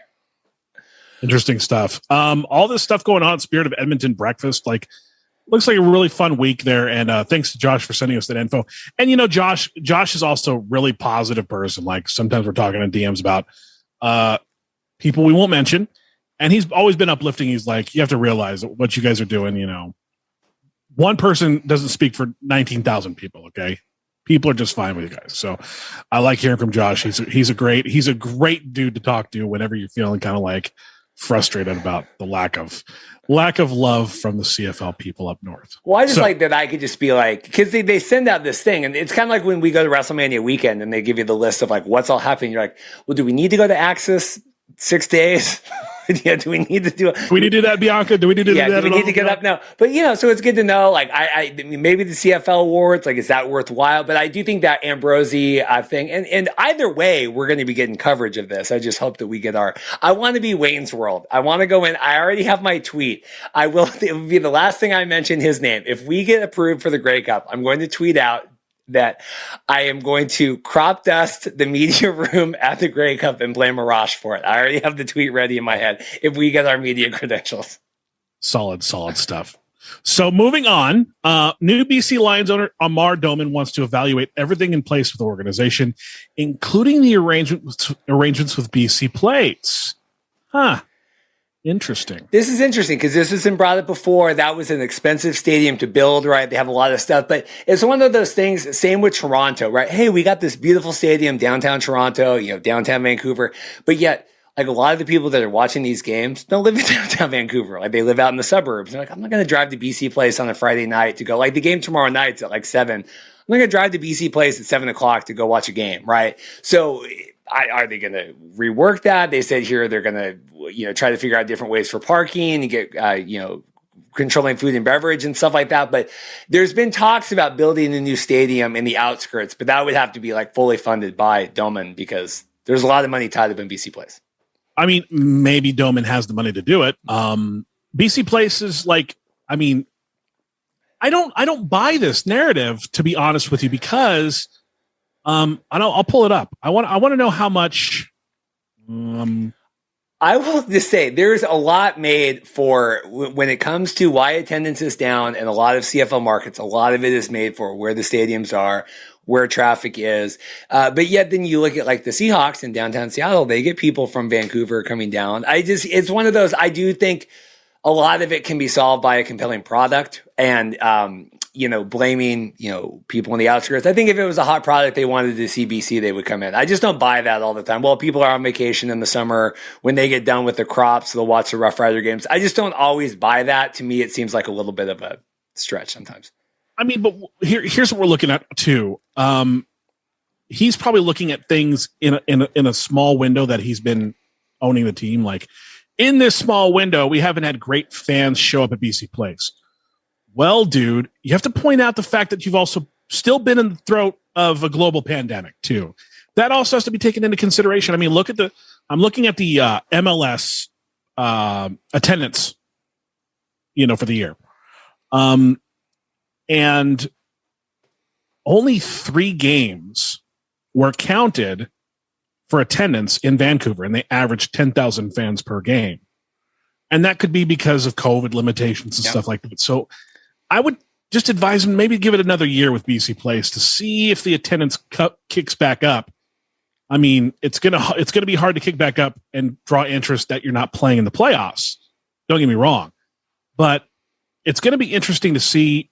Well, you can't even do that because Vancouver's like one of the lower seeds in MLS, so they won't be playing at home no matter what happens. So you can't really gauge an MLS playoff appearance for Vancouver Whitecaps because they're not going to be at BC Place. So I would just advise Doman to give it another year. Let's see what happens with your attendance when the restrictions lift up. Is there public transit that goes to BC Place? Yeah, but it's same with Toronto. You know, even Josh was talking about that. You know, he lives out of town. People coming into town because again, you know, the CFL is the suburb league. It's the Prairie League, and then you have these stadiums in the downtown areas. It's just hard for the people. I will tell you. So we already said Nathan Rourke's going to be the QB this Friday. They're also putting Mr. Braley into their wall of fame, right? Kind of the Ring of Honor or whatever in BC Place. This game with BC Edmonton on Friday could have like 6 people in it. Like Krista, my friend on Twitter, like she's a diehard BC Lions. I don't know who's going to this game Friday. Like BC's out, Edmonton, no one cares. This is Edmonton played on Tuesday because of the reschedule, because of the big outbreak earlier this year. Like, I mean, there might be more players on the field than there are fans in the stands. Like I'm scared for Friday. Was Christina one of the people that picked Hamilton over Toronto last week? What do you mean? Oh, you said your friend Christina. No, Krista, my friend Krista on there. Krista's a big Lions fan. Anyway, but so we'll see. Doman, got to make some movements with this. I would think partnering with an American CFL podcast that promotes the BC Lions would also be a good way to. Not America's CFL. Anyway, congratulations to Zach Collaros. Zach's wife had their second child this week. He had missed practice, so there was a lot of concern, like put him in bubble wrap because remember Zach Collaros is a little injury prone. They're getting ready. They're hosting the West Finals. But no, all is well. They had a second baby, and so yes, congratulations to Zach and his wife. Definitely. Ref swears during the Rough Rider game he was fine, but he won't miss time. Come on. No, I'm going to play this clip now, Paul. Now, I will warn everyone there is an F-bomb in this, but Paul, you need to hear this because this is, and I want to make sure my settings are all. Okay, this is great, and then we're going to talk about it. This is fantastic. My screen is going black. I have it here. Where is it? Did I not copy the right? Oh no! Stand by. Let's vamp here. I gotta find it. All right, I'm going to vamp with the next story here. Apparently, the CFL has unveiled their 2021 Team Award winners. Running down real quick. BC Lions Player of the Year is Lucky Whitehead. The Stamps, Kadeem Carey from the U of A, Tucson boy, went to Canyon del Oro. Congrats to Kadeem. James Wilder Jr. For the Elks Player of the Year. Cody Fajardo for the Rough Riders, even though he's got soft skin. Winnipeg Blue Bombers, Zach Collaros. We also got Simone Lawrence from the Hamilton Tiger Cats, was a Player of the Year, and McLeod Bethel Thompson for the Toronto Argonauts. Devontae Dedman for the Ottawa Red Blacks, and William Standback for the Montreal Alouettes. Okay, I got it. Here's the thing, and now I want to talk about this. I want you to see if the ref should have been fined for this swear. And this is on TV. So this is coming out of the half. People were late coming out to the field because CFL is a professional sports league. And so people were late coming out to the field. And so they weren't ready for the kickoff. And so they had to call a timeout before the kickoff of the second half, which is just remarkable anyway. I want to put a couple of drives together specifically to give the defense a rest. Saskatchewan has called the timeout. Fuck that. I want to put a couple of drives together specifically to give the defense a rest. Saskatchewan has called the timeout. Fuck that. Because they weren't ready, right? Because they all came out, it's like the kickoff, they all come out second half, and then they didn't have enough players on the field to do the kickoff. So I can imagine, anyway, people were very upset that the ref should have been, more unbiased, but also like, F them, get your players out on the field. Like, let's go. Like, you're in playoff contention here, Rough Riders. Interesting. Anyway, so he called it a mistake. Dave Dickinson apologized he called it a mistake not having the players out on the field, that it was embarrassing. The ref was fine. He won't miss time. So that's all good. Cool stuff. Very funny. Very funny. We've talked about this before. The NFL has floated the idea of Toronto expansion at the owners' meeting. There's a report I buy it. They've got to do right by St. Louis, so it's maybe time to consider expanding a little bit more here. Yeah, Naylor had a couple of tweets here just talking about the difference between the NFL and the CFL, where the NFL requires private individuals to own the teams. A lot of the CFL teams, Roger Bell, MLSE. So, finding potentially, I guess, presumably local Canadians to own a franchise like that, right? That's not true. Look at the Green Bay Packers. Well, that's the one exception. But I mean, there's ownership groups that exist, like groups of people that buy, there's minority owners, there's majority owners in all of these football teams. And you have to form an LLC to protect the entity. So technically, it is a corporation. Well, you tweeted Dave. I mean, I don't doubt you either. Dave was tweeting this out, trying to bring up the challenges that it would cost 1.8 billion Canadian to build like a new stadium similar to the one that's proposed in Buffalo. Just talking about, it would be about a $7.5 billion venture, and that was if they were starting right now. Just talking about trying to, I guess, paint the picture of like the uphill hurdle it would be to actually like start a whole new team and like bring it to Canada. I think it's a big monumental task. I think it is too, but I think it would definitely pay off in the long run, because I'm going to be honest, like if people complain about the attendance at the Argonauts game, and I honestly believe that if you had an NFL team, you would have more people there. Yeah, I think NFL wants Toronto wants NFL or bust. I think that is, they view themselves. I've had many a media person on the show. Toronto views themselves as high market. They want to have the Raptors. They want to have the NFL. They want to have the major sports there. And the Toronto Argonauts could not have been more successful than they were this year so far. And they have 6,000 people at their game on. Granted, it was a Tuesday, but there was like 6,700 people there again. So.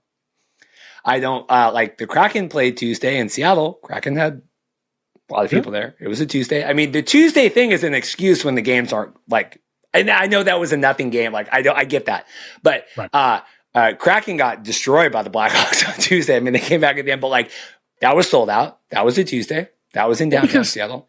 I mean, because outside of what the Sonics fans were doing when the Sonics got bought and then subsequently moved, Seattle people show up for their teams. Mm-hmm. Like, Mariners, what's the Mariners' attendance for last year? It had to be good because they were actually good toward the end. They were. Yeah. So, I mean, Seattle fans show out for their team. They do. Do you want to go into XFL stuff, or do we want to take a break? Let's go into XFL stuff. Okay. Why not? So XFL stuff. So here's a couple things. So I want to say congratulations to Taylor Heinicke. Taylor Heinicke beat Tom Brady this week. Tom Brady, did you see he had this big pissy pants press conference where he walked off after about a minute and a half? Tom Brady. But you wouldn't even answer questions. I'm like, Tom, like you got, Taylor was 26 for 32, 256 yards, 80% completion, one TD. I thought Taylor looked really good. It was kind of, it's just undersold. I think that how impressive that is. Like the Washington football team, I know was a big upset, but they beat the Super Bowl champs coming off a bye week. Brady's like 14-2 or whatever it is coming off a bye week. Like they did it. Mm-hmm. So congratulations. And the Washington football team gave Tom Brady and Tampa Bay their hardest test last year in the playoffs. Mm-hmm. Heinicke's for real, and people need to start paying attention. I saw a tweet tonight because I'm part of the Washington football team social media. I see a lot of them. They're like, y'all act like Heinicke's paid $150 million a year. Like, or whatever. He's on a $150 million contract. Like, he's getting paid like $20 a game. Like, let's cut him a little bit of slack. Like, he's not on this major, I think he's $4 million a year, like 3.8 or whatever. We reported. Like but, and I mean, it's a great value for them because they're getting this good quarterback for pennies. So I want to rant a little bit about this PJ Walker thing with Cam Newton. We talked last week, he was going to get his shot. Did you see how when Cam Newton got his big, I'm back and screaming and all that, PJ Walker, so they go, oh, Cam Newton got 2 touchdowns on 8 plays that he was in the game. Cam was in the game for 8 snaps. Who drove the ball the other 80 yards down the field every one of those times. I'm so frustrated by NFL media. I watch Good Morning Football every day. They're like, oh yeah, Cam came out 2 touchdowns off 2 runs. PJ Walker was the one that drove the ball down the field and got them in position to score. They wouldn't have been at the 10-yard line to have Cam run it in if PJ Walker hadn't have gotten it down for him. I'm frustrated. It shouldn't surprise us by covering these leagues, but the lack of respect that they get. And that Cam almost, if you watch that play where he did the I'm back, he almost fumbled the snap when they gave it to him. He picked the ball up, he kind of bobbled it and then, kind of belaboredly ran it in and they go, look at, Cam's back. PJ was the one that got the ball down the field. I don't like that. I mean, I think that's, there's something definitely to be said about the PJ thing. I think there's also something to be said. I mean, look what's happening in the New York Jets. They're starting unvaccinated Joe Flacco this week. Over Mike White. Mike effing White. And if Mike White's not available to go, there's another quarterback that's there. Josh Johnson. What are we doing? You think they should start Josh over Joe Flacco? I think they should. I think they should start. I didn't even think about that. Especially since the Aaron Rodgers thing happened. They need to start Josh Johnson to send a message and be like, look, this unvaccinated crap has got to end. I didn't think about that. Aaron Rodgers put a black eye on the league. And now you have reports coming out that Antonio Brown forged a COVID card. I saw that. So you're going to put an unvaccinated player, admitted of unvaccinated player, in at quarterback in the number 1 media market in the country. And you're going to put him in instead of going with Josh Johnson, who probably will win you the game.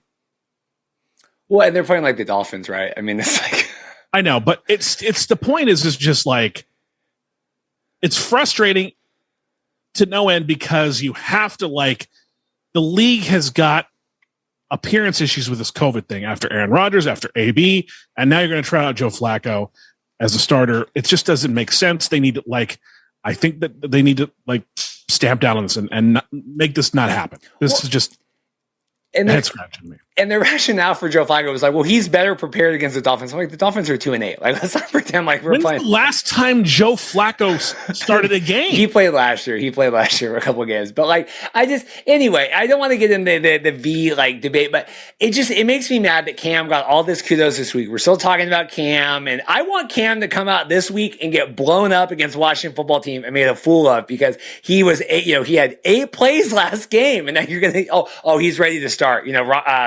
Matt Rule. I have no respect for Matt Rule anymore. When he came out, he's like, oh yeah, we feel like Cam's a better guy. I go, oh yeah, PJ Walker that won you a game last year, that won you the game yesterday, that got your ball 90 yards down the field. That's crazy to me. No respect for Matt Rule.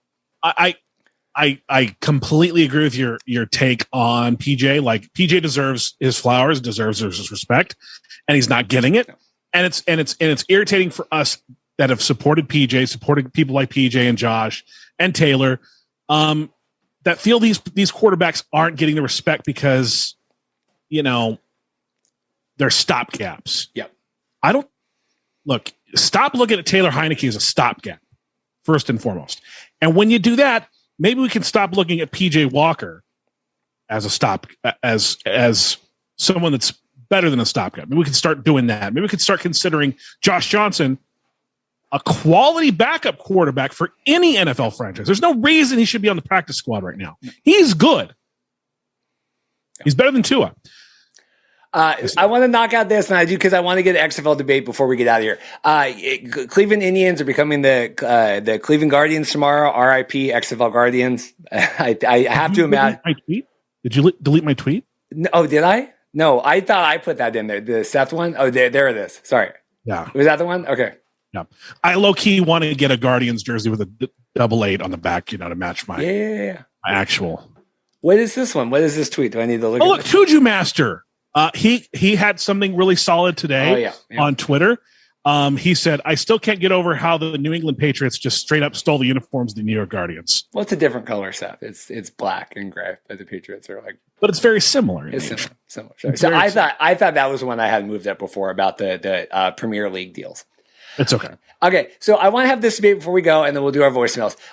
So Mike Mitchell had a big article this week. We were going to talk about the XFL as being built different in 2023. I had my whole built different girl with the egg and all that, and then I thought that USFL was probably better. I have a great thumbnail about Keanu Reeves screaming, I'm starting to think that I'm back with the USFL. I was pretty proud about that.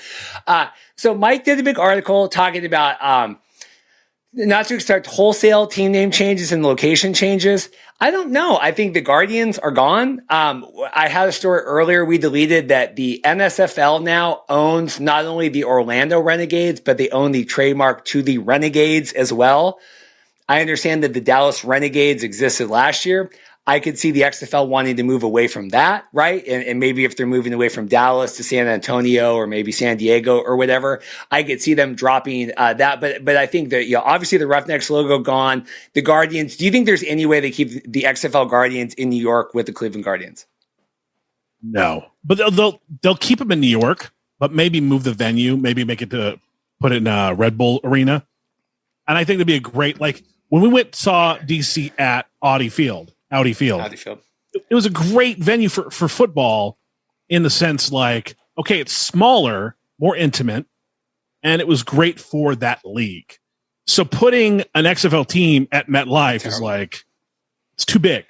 So put it in Red Bull Stadium and name it something else, and you're good to go. They're talking here, they're moving away from Los Angeles. Tampa's the other one, moving it to Orlando. We've talked about this before. This is a debate I wanted to have because Mike Mitchell seems pretty sure. We had that Easter egg a couple weeks ago about the NFL logo on that paperwork with Danny, right? We were like, are they really partnering? Mike really feels strongly about this NFL connection. And this is what I wanted to say, because forever I've always believed the NFL doesn't need a development system because they have college football. On Mark's podcast this week, Mark was talking obviously about this Mike Mitchell thing. And you think about how many players don't peak until years after college, right? And think of how many players this year, save for Mac Jones tonight, that when I turned it off was killing the Falcons. But Trevor Lawrence, Zach Wilson, Trey Lance, right? Justin Fields.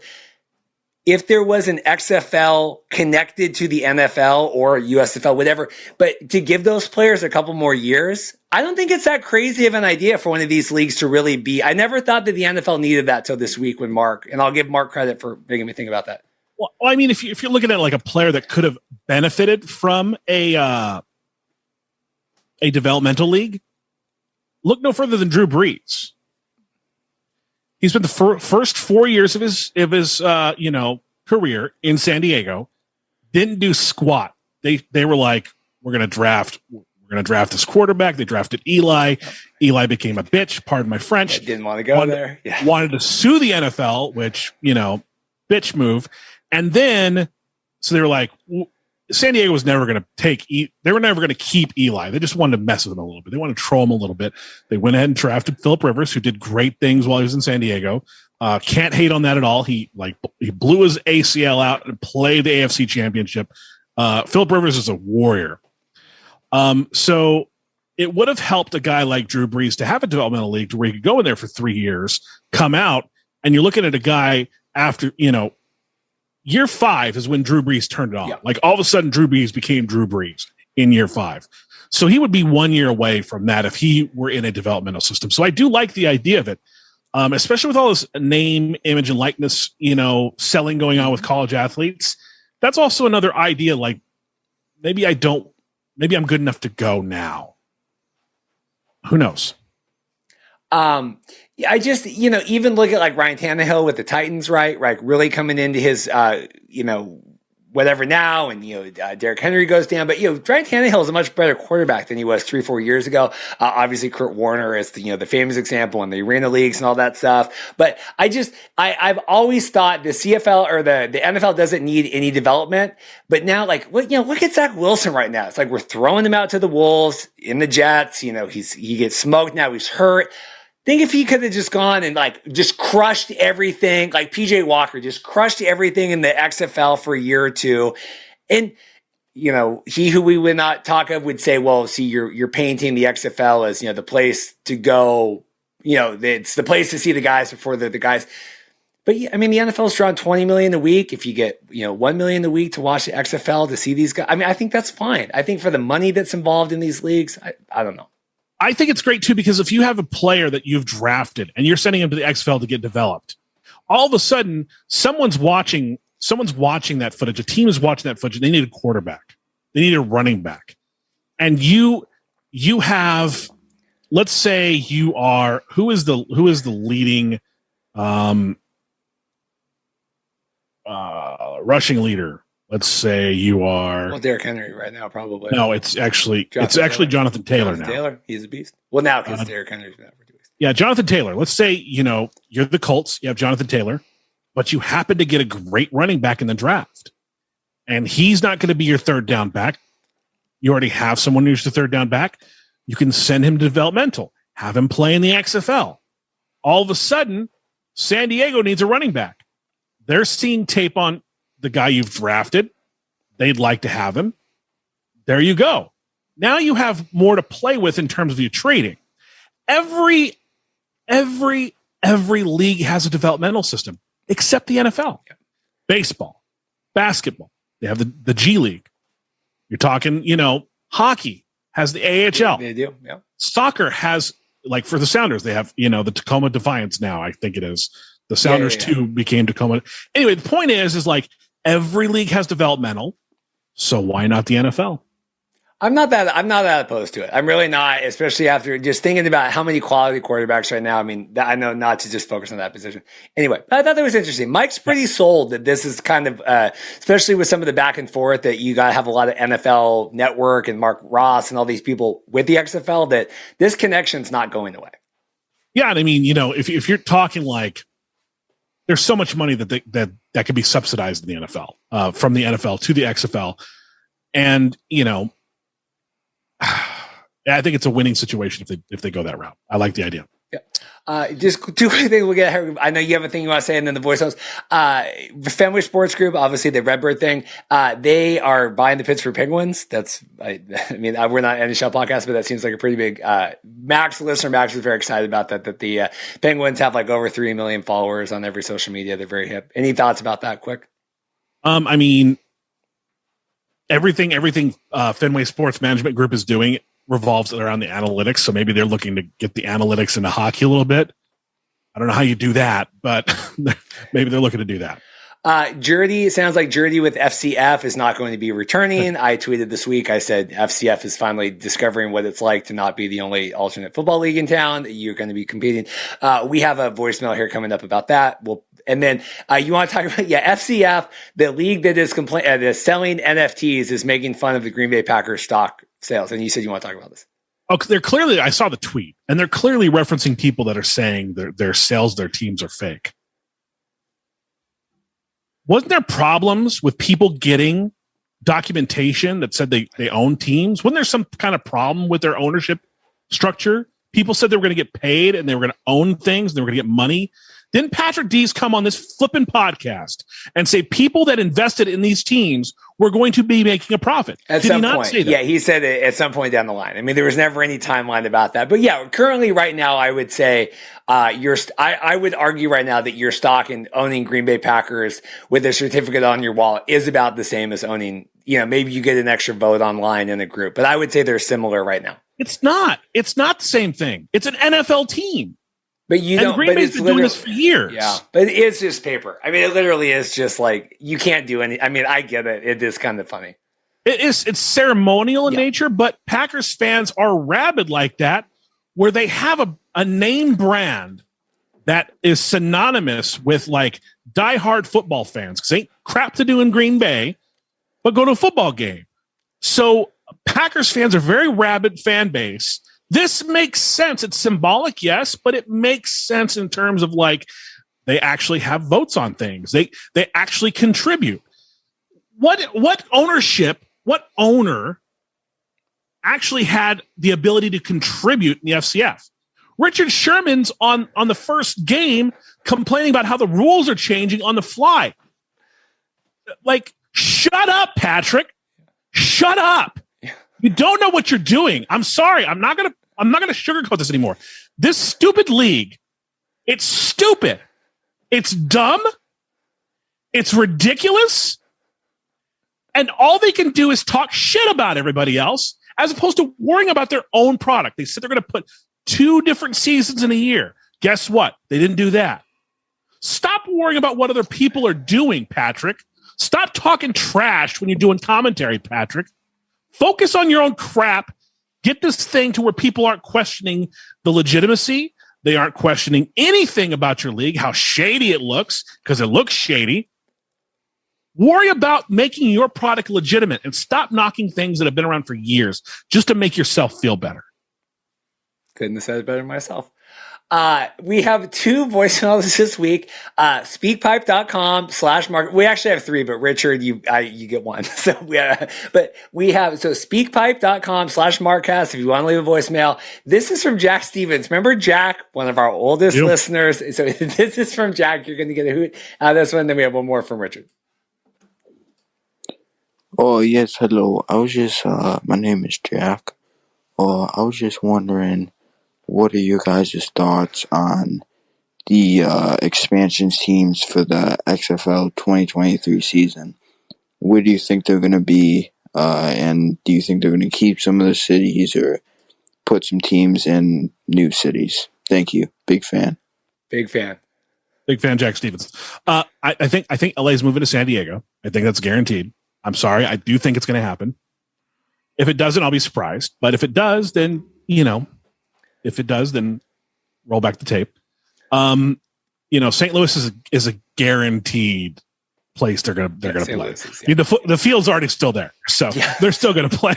They're still gonna play at St. Louis. I think you're gonna look at I think a market like Seattle is gonna keep the Dragons, assuming they're gonna call them the Dragons. They might not call them the Dragons after all. I think the 4 sure ones are going to be Seattle. They're going to be St. Louis. After that, I think everything's up in the air. And I don't think there's an expansion. I think there's plenty of teams right now. I don't see an expansion happening now. But give it 3-5 years, you might get another 4 teams in the mix. Listener Seth feels 12. That's the model for profitability.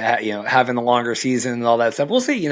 Brian's doing 8 with the spring league and all that stuff. But moving LA and moving Tampa. This is from Richard. This is a good one, and then we'll get out of here. Hey, Mark. This is Richard, better known on Twitter, Richard O for real. My name's I got one question for you guys the other day. With the XFL and the USFL are both trying to start, do you think players from this fan control league would jump ship to go to either one of these leagues? Yes. Or do you think that they're going to get players from smaller school, HBCU, Division II schools, besides just Division I? Or you think that you're going to try to get practice squad players only? I'm just trying to figure out, maybe you guys can help me with this, because I really hope both leagues will work. That's one thing I will say. I don't want to see no league crumble. I want to see both leagues work. And do you think that the SFL will get a contract with Disney, which would be cool for them, because then they'll be on ABC and ESPN? Just a question the other day. Thanks. I think that's a possibility. First and foremost, there's a lot of Division I players that are really good that aren't Josh Johnson. Perfect example of someone that should be playing football this weekend. Yep. There's a lot of good players that are still Division I athletes that aren't playing in the NFL. A lot of great players. Brian Scott, we were just talking about him this week as the USFL stuff. Brian Scott's literally sitting at home lifting. He's doing cool videos lifting weights and stuff, but Brian Scott should be playing football right now. Come on. There's plenty of quality players inside Division I. Yeah, there's some great Division I AA players. I still believe, if I'm not mistaken, my Southern Utah Thunderbirds have sent their quarterback a few years ago. He's the backup in San Diego right now. So there's still great players in every level of college football to be picked from and have some quality talent on the field. Another thing that people need to pay attention to is this HBCU thing, the historically black colleges and universities. These colleges, in light of everything that's going on right now, this is not a political statement, but in light of everything that's going on right now, a lot of top tier athletes are picking HBCUs because of what it represents right now in the current climate we're in. That's not political. That's just what's happening.